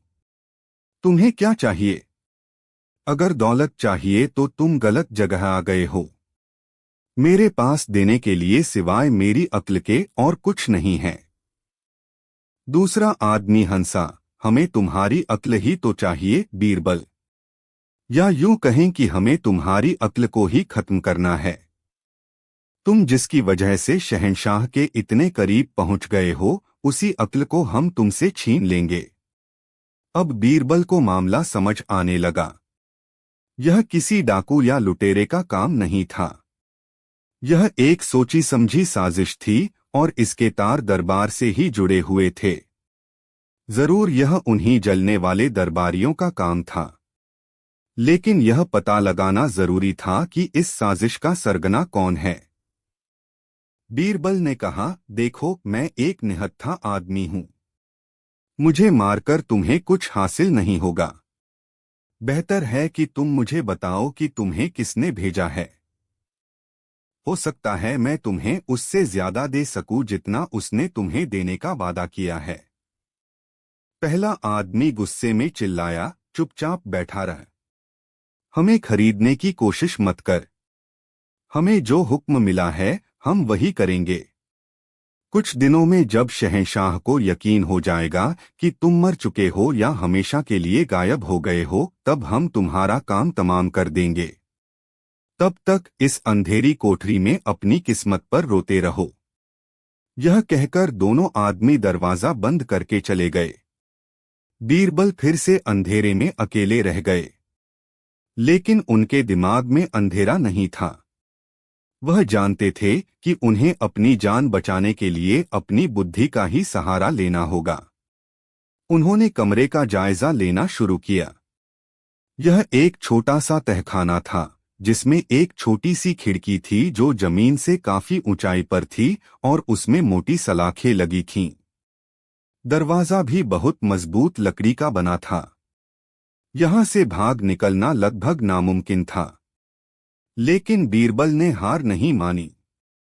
उन्होंने सोचा, हर ताले के लिए कोई न कोई चाबी जरूर होती है। मुझे बस उस चाबी को ढूंढना है। दिन बीतने लगे। बीरबल को दिन में 2 बार रूखा सूखा खाना दिया जाता था। वह उन आदमियों से बात करने की कोशिश करते, उन्हें उकसाते, उनकी बातें सुनते, ताकि कोई सुराग मिल सके। उन्हें पता चला कि उन दोनों के नाम हीरा और पन्ना थे। वे पैसे के लिए कुछ भी कर सकते थे। धीरे बीरबल ने उनकी आदतों को समझना शुरू कर दिया। हीरा थोड़ा लालची और बेवकूफ था, जबकि पन्ना ज्यादा चालाक और क्रूर था। बीरबल ने अपनी योजना बनानी शुरू कर दी। उन्होंने हीरा को अपना निशाना बनाया। जब भी हीरा खाना लेकर आता, बीरबल उससे मीठी मीठी बातें करते। वह उसे बताते कि कैसे वह पारस पत्थर बनाना जानते हैं, जिससे किसी भी लोहे को सोने में बदला जा सकता है। शुरू में तो हीरा ने उनकी बातों पर यकीन नहीं किया, लेकिन बीरबल इतने यकीन से अपनी कहानियां सुनाते कि हीरा के मन में लालच का बीज पनपने लगा। एक दिन हीरा ने पूछ ही लिया, अगर तुम पारस पत्थर बनाना जानते हो तो खुद इतने मामूली हाल में क्यों हो? बीरबल ने एक ठंडी आह भरी और कहा, यही तो किस्मत का खेल है दोस्त। पारस पत्थर बनाने के लिए कुछ खास जड़ी बूटियों की जरूरत होती है, जो सिर्फ अमावस्या की रात को ही मिलती हैं। और सबसे जरूरी चीज, उसे बनाने की विधि मुझे एक साधु ने इस शर्त पर बताई थी कि मैं इसका इस्तेमाल सिर्फ दूसरों की भलाई के लिए करूंगा, अपने लिए नहीं। मैंने कई राजा महाराजाओं को अमीर बनाया, लेकिन खुद फकीर ही रहा। हीरा की आंखें लालच से चमक उठीं। उसने कहा, क्या तुम मेरे लिए पारस पत्थर बना सकते हो? बीरबल ने कहा, क्यों नहीं, लेकिन उसके लिए मुझे यहां से बाहर निकलना होगा। मुझे कुछ सामान चाहिए होगा, और तुम्हें यह बात पन्ना से छिपानी होगी, वरना वह सारा सोना खुद हड़प लेगा। हीरा इस झांसे में पूरी तरह आ गया। वह बीरबल की मदद करने के लिए तैयार हो गया। बीरबल ने उसे कुछ अजीबोगरीब चीजों की लिस्ट दी, एक उल्लू का पंख, 7 अलग अलग पेड़ों की जड़ें, एक काले घोड़े की नाल और थोड़ा सा पारा। बीरबल जानते थे कि ये सब चीजें उसे आसानी से नहीं मिलेंगी, और जब तक वह इन्हें ढूंढेगा, बीरबल को अपनी योजना के अगले हिस्से पर काम करने का मौका मिल जाएगा। उधर आगरा में अकबर की हालत दिन-ब-दिन खराब होती जा रही थी। बीरबल के बिना दरबार सूना लगता था। कोई हंसी मजाक नहीं, कोई बुद्धिमानी की बातें नहीं। उलझे हुए मामले और उलझते जा रहे थे। अकबर का किसी काम में मन नहीं लगता था। वह घंटों अकेले बैठे बीरबल को याद करते रहते। उन्होंने अपनी सल्तनत के बेहतरीन जासूस और सिपाही बीरबल को खोजने में लगा दिए थे, लेकिन कोई सुराग नहीं मिल रहा था। जफरुल्लाह, दौलत राम और बख्तावर खान मन ही मन बहुत खुश थे। वे रोज शहंशाह के पास जाकर झूठी हमदर्दी दिखाते और कहते, जहां पनाह, अब तो मान लीजिए कि बीरबल के साथ कोई अनहोनी हो गई है। शायद किसी जंगली जानवर का शिकार हो गए या यमुना में डूब गए। वे अकबर के मन में यह बात बिठाना चाहते थे कि बीरबल अब कभी लौटकर नहीं आएंगे, ताकि वे बीरबल की जगह ले सकें। लेकिन अकबर का दिल यह मानने को तैयार नहीं था। उन्हें अपनी दोस्ती और बीरबल की काबिलियत पर पूरा भरोसा था। वह कहते थे, बीरबल को कोई मामूली इंसान नहीं समझो। वह अपनी अक्ल से मौत को भी चकमा दे सकता है। मुझे यकीन है वह जहां भी होगा, सलामत होगा और जल्द ही लौटेगा। जंगल की उस वीरान हवेली में हीरा बीरबल के बताए सामान को इकट्ठा करने में लगा हुआ था। उसे इन ऊटपटांग चीजों को ढूंढने में कई दिन लग गए। इस बीच बीरबल ने तहखाने से निकलने का एक और रास्ता खोज लिया था। तहखाने के एक कोने में पत्थरों का एक ढेर लगा था। बीरबल को शक हुआ कि उसके पीछे कुछ हो सकता है। वह रोज थोड़ा थोड़ा करके उन पत्थरों को हटाने लगे। यह बहुत मुश्किल काम था, लेकिन उनके पास वक्त ही वक्त था। बीरबल ने शांत भाव से पूछा, तुम लोग कौन हो और मुझे यहाँ क्यों लाए हो? तुम्हें क्या चाहिए? अगर दौलत चाहिए तो तुम गलत जगह आ गए हो। मेरे पास देने के लिए सिवाय मेरी अक्ल के और कुछ नहीं है। दूसरा आदमी हंसा, हमें तुम्हारी अक्ल ही तो चाहिए बीरबल। या यूं कहें कि हमें तुम्हारी अक्ल को ही खत्म करना है। तुम जिसकी वजह से शहंशाह के इतने करीब पहुंच गए हो, उसी अक्ल को हम तुमसे छीन लेंगे। अब बीरबल को मामला समझ आने लगा। यह किसी डाकू या लुटेरे का काम नहीं था। यह एक सोची समझी साजिश थी और इसके तार दरबार से ही जुड़े हुए थे। जरूर यह उन्हीं जलने वाले दरबारियों का काम था। लेकिन यह पता लगाना जरूरी था कि इस साजिश का सरगना कौन है। बीरबल ने कहा, देखो, मैं एक निहत्था आदमी हूं। मुझे मारकर तुम्हें कुछ हासिल नहीं होगा। बेहतर है कि तुम मुझे बताओ कि तुम्हें किसने भेजा है। हो सकता है मैं तुम्हें उससे ज्यादा दे सकूं जितना उसने तुम्हें देने का वादा किया है। पहला आदमी गुस्से में चिल्लाया, चुपचाप बैठा रह। हमें खरीदने की कोशिश मत कर। हमें जो हुक्म मिला है हम वही करेंगे। कुछ दिनों में जब शहंशाह को यकीन हो जाएगा कि तुम मर चुके हो या हमेशा के लिए गायब हो गए हो, तब हम तुम्हारा काम तमाम कर देंगे। तब तक इस अंधेरी कोठरी में अपनी किस्मत पर रोते रहो। यह कहकर दोनों आदमी दरवाजा बंद करके चले गए। बीरबल फिर से अंधेरे में अकेले रह गए। लेकिन उनके दिमाग में अंधेरा नहीं था। वह जानते थे कि उन्हें अपनी जान बचाने के लिए अपनी बुद्धि का ही सहारा लेना होगा। उन्होंने कमरे का जायजा लेना शुरू किया। यह एक छोटा सा तहखाना था, जिसमें एक छोटी सी खिड़की थी जो जमीन से काफी ऊंचाई पर थी और उसमें मोटी सलाखें लगी थीं। दरवाजा भी बहुत मजबूत लकड़ी का बना था। यहां से भाग निकलना लगभग नामुमकिन था।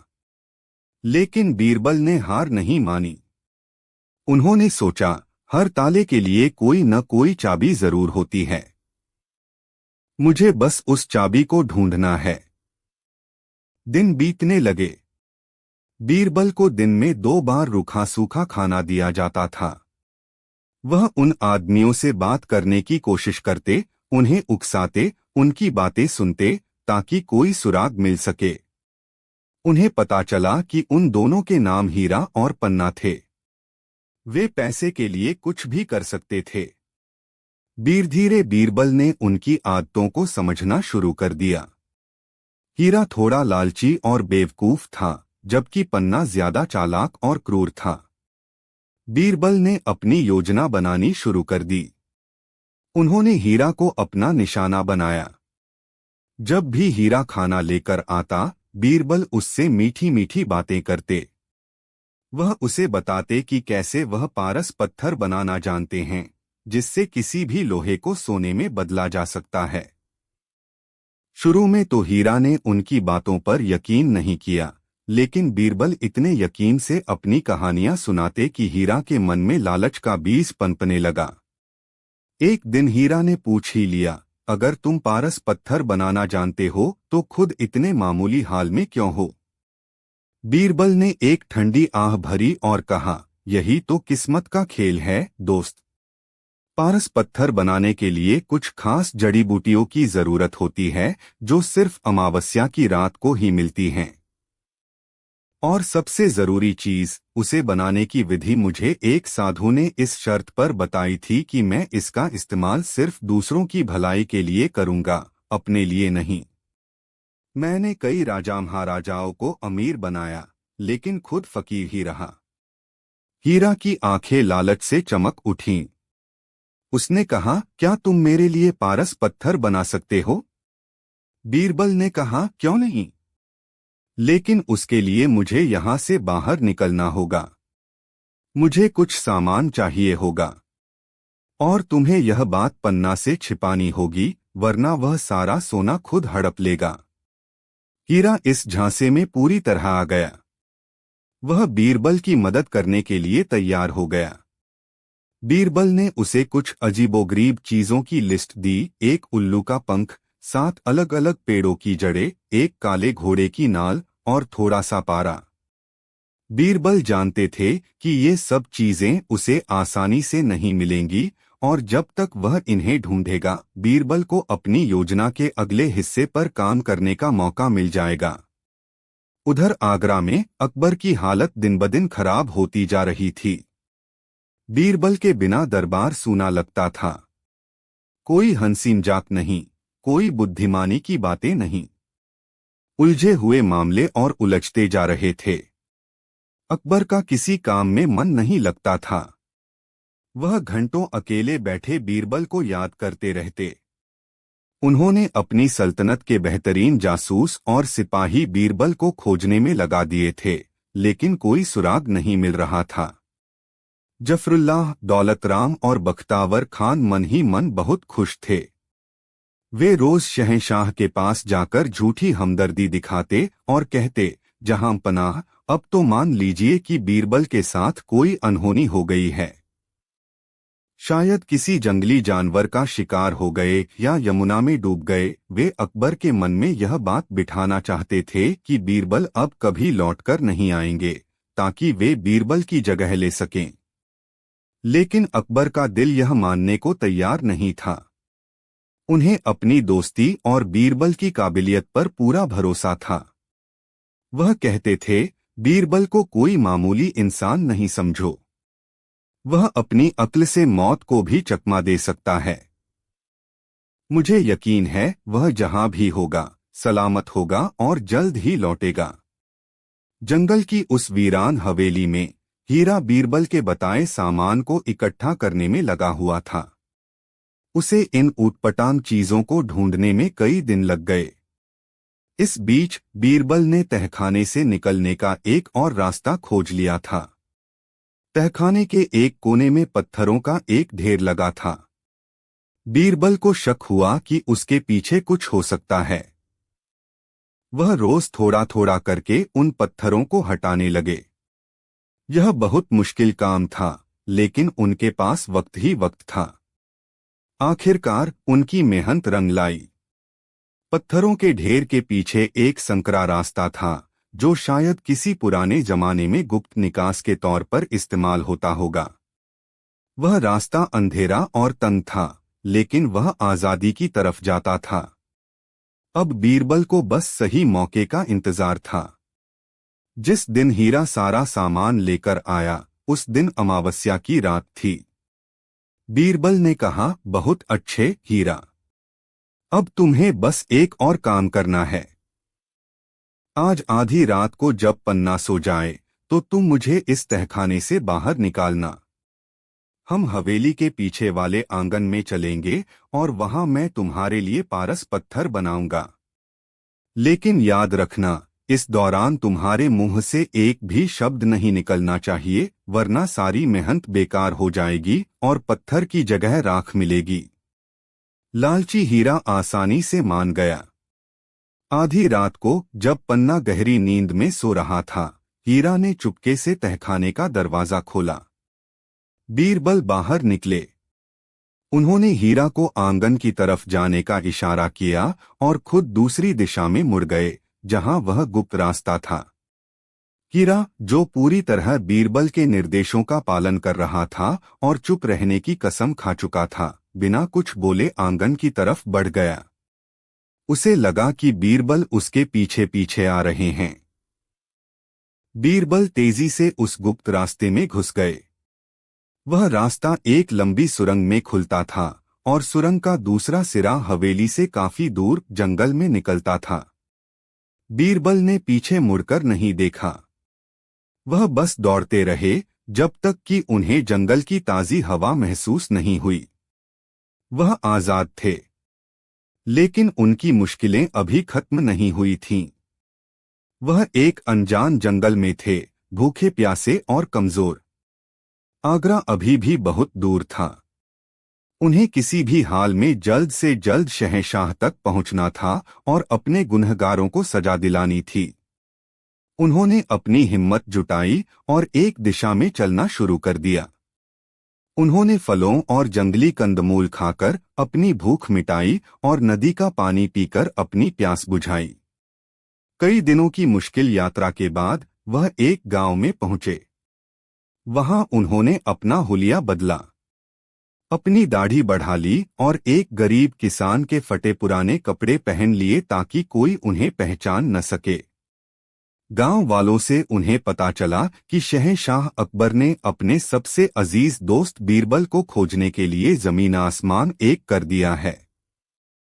यह सुनकर बीरबल की आंखों में आंसू आ गए। उन्हें अपनी दोस्ती पर गर्व हुआ। उन्होंने आगरा की तरफ अपना सफर जारी रखा।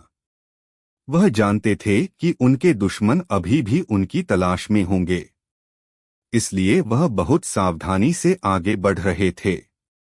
आखिरकार कई हफ्तों के बाद वह आगरा की सीमा में दाखिल हुए। उन्होंने सीधे किले की तरफ जाने के बजाय एक तरकीब सोची। वह जानते थे कि अगर वह सीधे दरबार में चले गए तो साजिश करने वाले दरबारी कोई नई चाल चलकर खुद को बचा सकते हैं। उन्हें रंगे हाथों पकड़वाना था। बीरबल एक साधु के वेश में दीवान-ए-आम के बाहर बैठ गए और भविष्य बताने का दावा करने लगे। अपनी बुद्धिमानी और लोगों के बारे में सटीक बातें बताने की वजह से जल्द ही उनकी ख्याति पूरे शहर में फैल गई। लोग दूर दूर से अपनी समस्याएं लेकर उनके पास आने लगे। यह खबर किले के अंदर भी पहुंची। जफरुल्लाह खान, दौलत राम और बख्तावर खान ने भी इस चमत्कारी साधु के बारे में सुना। जफरुल्लाह खान, जो हमेशा अपनी होशियारी का लोहा मनवाना चाहता था, बोला, चलो इस साधु की परीक्षा लेते हैं, देखते हैं उसमें कितना दम है। वे तीनों साधु के पास पहुंचे। बीरबल, जो साधु के वेश में थे, उन्हें देखकर मुस्कुराए। उन्होंने तीनों को पहचान लिया था, लेकिन उन्होंने जाहिर नहीं होने दिया। जफरुल्लाह खान ने अकड़कर पूछा, ऐ साधु, सुना है तुम सबका भविष्य बताते हो, तो बताओ हमारा भविष्य क्या कहता है। बीरबल ने अपनी आंखें बंद कीं और कुछ देर नाटक करते रहे। फिर उन्होंने आंखें खोलीं और गंभीर आवाज में कहा, मैं देख रहा हूं। मैं 3 चेहरों को देख रहा हूं जिनके ऊपर राजद्रोह का साया मंडरा रहा है। मैं देख रहा हूं कि उन्होंने एक निर्दोष व्यक्ति के खिलाफ बहुत बड़ी साजिश रची है। उन्होंने शहंशाह के सबसे करीबी को उनसे दूर कर दिया है, लेकिन उनका पाप अब भरने वाला है। मैं देख रहा हूं कि जल्द ही सच्चाई का सूरज उगेगा और उनके काले कारनामे सबको नजर आ जाएंगे। मैं देख रहा हूं कि उनकी गर्दनें जल्लाद की तलवार के नीचे हैं। यह सुनकर तीनों दरबारियों के चेहरे का रंग उड़ गया। उन्हें लगा जैसे यह साधु उनके मन की बात जान गया हो। वे बुरी तरह घबरा गए और वहां से भाग खड़े हुए। उनकी यह हरकत वहां मौजूद लोगों ने भी देखी और किले के पहरेदारों तक भी यह बात पहुंच गई। बात उड़ते उड़ते शहंशाह अकबर के कानों तक भी पहुंची। अकबर को लगा कि यह कोई मामूली साधु नहीं हो सकता। उन्होंने उस साधु को दरबार में पेश करने का हुक्म दिया। जब बीरबल साधु के वेश में दरबार में पहुंचे तो अकबर उन्हें पहचान नहीं पाए। उन्होंने पूछा, हमने तुम्हारे बारे में बहुत सुना है साधु महाराज, क्या तुम सच में भविष्य देख सकते हो? बीरबल ने उसी गंभीर आवाज में कहा, जहां पनाह, मैं भविष्य नहीं देखता, मैं बस सच्चाई का आईना दिखाता हूं। और आज मैं आपके दरबार में छिपे कुछ गद्दारों का चेहरा बेनकाब करने आया हूं। यह कहकर बीरबल ने अपनी नकली दाढ़ी और जटाएं उतार दीं। दरबार में मौजूद हर व्यक्ति स्तब्ध रह गया। सामने उनके प्रिय बीरबल खड़े थे, हालांकि उनकी हालत बहुत खराब थी। कपड़े फटे हुए थे, शरीर कमजोर हो गया था, लेकिन आंखों में वही चमक और चेहरे पर वही आत्मविश्वास था। अकबर अपनी जगह से दौड़ पड़े और बीरबल को गले लगा लिया। उनकी आंखों से खुशी के आंसू बह रहे थे। उन्होंने कहा, बीरबल, तुम लौट आए। मुझे यकीन था कि तुम जरूर आओगे। कहाँ थे तुम इतने दिन? तुम्हारे साथ क्या हुआ? बीरबल की नजरें उन 3 दरबारियों पर पड़ी जो अब डर के मारे कांप रहे थे। बीरबल ने कहा, जहां पनाह, आपके इन वफादार दरबारियों से पूछिए। ये आपको पूरी कहानी बताएंगे। जफरुल्लाह, दौलतराम और बख्तावर खान के पास अब भागने का कोई रास्ता नहीं था। उनका राज खुल चुका था। वे शहंशाह के कदमों में गिरकर माफी मांगने लगे। लेकिन अकबर का चेहरा गुस्से से लाल हो चुका था। उन्होंने अपने सबसे अजीज दोस्त के साथ इतना बड़ा धोखा बर्दाश्त नहीं किया। उन्होंने सिपाहियों को हुक्म दिया, इन गद्दारों को गिरफ्तार कर लो। इन्होंने सिर्फ बीरबल का अपहरण नहीं किया, बल्कि शहंशाह के हुक्म की तौहीन की है और सल्तनत से गद्दारी की है। इन्हें फौरन काल कोठरी में डाल दिया जाए। कल सुबह सूरज की पहली किरण के साथ इन्हें शहर के मुख्य चौराहे पर फांसी दे दी जाएगी, ताकि भविष्य में कोई भी इस तरह की हिमाकत करने की जुर्रत न कर सके। दरबार में सन्नाटा छा गया। किसी को भी शहंशाह के इस कठोर फैसले पर हैरानी नहीं हुई। इसके बाद बीरबल ने अपनी पूरी आपबीती सुनाई, कैसे उनका अपहरण किया गया, कैसे उन्होंने अपनी बुद्धि का इस्तेमाल करके हीरा को बेवकूफ बनाया और कैसे वह वहां से बच निकले। पूरी कहानी सुनकर अकबर और बाकी दरबारियों ने बीरबल की चतुराई और साहस की बहुत प्रशंसा की। उस दिन के बाद दरबार में बीरबल का सम्मान और भी बढ़ गया। उनकी और अकबर की दोस्ती और भी गहरी हो गई। और उन गद्दार दरबारियों का हश्र देखकर किसी की भी हिम्मत नहीं हुई कि वह फिर कभी बीरबल के खिलाफ कोई साजिश रच सके। आगरा का किला एक बार फिर अपने सबसे चमकदार रत्न की वापसी से रोशन हो उठा था। आखिरकार उनकी मेहनत रंग लाई। पत्थरों के ढेर के पीछे एक संकरा रास्ता था, जो शायद किसी पुराने जमाने में गुप्त निकास के तौर पर इस्तेमाल होता होगा। वह रास्ता अंधेरा और तंग था, लेकिन वह आजादी की तरफ जाता था। अब बीरबल को बस सही मौके का इंतजार था। जिस दिन हीरा सारा सामान लेकर आया, उस दिन अमावस्या की रात थी। बीरबल ने कहा, बहुत अच्छे हीरा, अब तुम्हें बस एक और काम करना है। आज आधी रात को जब पन्ना सो जाए, तो तुम मुझे इस तहखाने से बाहर निकालना। हम हवेली के पीछे वाले आंगन में चलेंगे और वहां मैं तुम्हारे लिए पारस पत्थर बनाऊंगा। लेकिन याद रखना, इस दौरान तुम्हारे मुंह से एक भी शब्द नहीं निकलना चाहिए, वरना सारी मेहनत बेकार हो जाएगी और पत्थर की जगह राख मिलेगी। लालची हीरा आसानी से मान गया। आधी रात को जब पन्ना गहरी नींद में सो रहा था, हीरा ने चुपके से तहखाने का दरवाजा खोला। बीरबल बाहर निकले। उन्होंने हीरा को आंगन की तरफ जाने का इशारा किया और खुद दूसरी दिशा में मुड़ गए, जहां वह गुप्त रास्ता था। हीरा, जो पूरी तरह बीरबल के निर्देशों का पालन कर रहा था और चुप रहने की कसम खा चुका था, बिना कुछ बोले आंगन की तरफ बढ़ गया। उसे लगा कि बीरबल उसके पीछे पीछे आ रहे हैं। बीरबल तेजी से उस गुप्त रास्ते में घुस गए। वह रास्ता एक लंबी सुरंग में खुलता था और सुरंग का दूसरा सिरा हवेली से काफी दूर जंगल में निकलता था। बीरबल ने पीछे मुड़कर नहीं देखा। वह बस दौड़ते रहे जब तक कि उन्हें जंगल की ताजी हवा महसूस नहीं हुई। वह आजाद थे, लेकिन उनकी मुश्किलें अभी खत्म नहीं हुई थीं। वह एक अनजान जंगल में थे, भूखे प्यासे और कमजोर। आगरा अभी भी बहुत दूर था। उन्हें किसी भी हाल में जल्द से जल्द शहंशाह तक पहुंचना था और अपने गुनहगारों को सजा दिलानी थी। उन्होंने अपनी हिम्मत जुटाई और एक दिशा में चलना शुरू कर दिया। उन्होंने फलों और जंगली कंदमूल खाकर अपनी भूख मिटाई और नदी का पानी पीकर अपनी प्यास बुझाई। कई दिनों की मुश्किल यात्रा के बाद वह एक गांव में पहुंचे। वहां उन्होंने अपना हुलिया बदला, अपनी दाढ़ी बढ़ा ली और एक गरीब किसान के फटे पुराने कपड़े पहन लिए ताकि कोई उन्हें पहचान न सके। गांव वालों से उन्हें पता चला कि शहंशाह अकबर ने अपने सबसे अजीज दोस्त बीरबल को खोजने के लिए जमीन आसमान एक कर दिया है। यह सुनकर बीरबल की आंखों में आंसू आ गए। उन्हें अपनी दोस्ती पर गर्व हुआ। उन्होंने आगरा की तरफ अपना सफर जारी रखा। वह जानते थे कि उनके दुश्मन अभी भी उनकी तलाश में होंगे, इसलिए वह बहुत सावधानी से आगे बढ़ रहे थे। आखिरकार कई हफ्तों के बाद वह आगरा की सीमा में दाखिल हुए। उन्होंने सीधे किले की तरफ जाने के बजाय एक तरकीब सोची।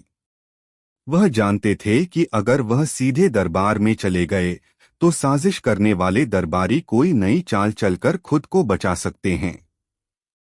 उन्हें रंगे हाथों पकड़वाना था। बीरबल एक साधु के वेश में दीवानयाम के बाहर बैठ गए और भविष्य बताने का दावा करने लगे। अपनी बुद्धिमानी और लोगों के बारे में सटीक बातें बताने की वजह से जल्द ही उनकी ख्याति पूरे शहर में फैल गई। लोग दूर दूर से अपनी समस्याएं लेकर उनके पास आने लगे। यह खबर किले के अंदर भी पहुंची।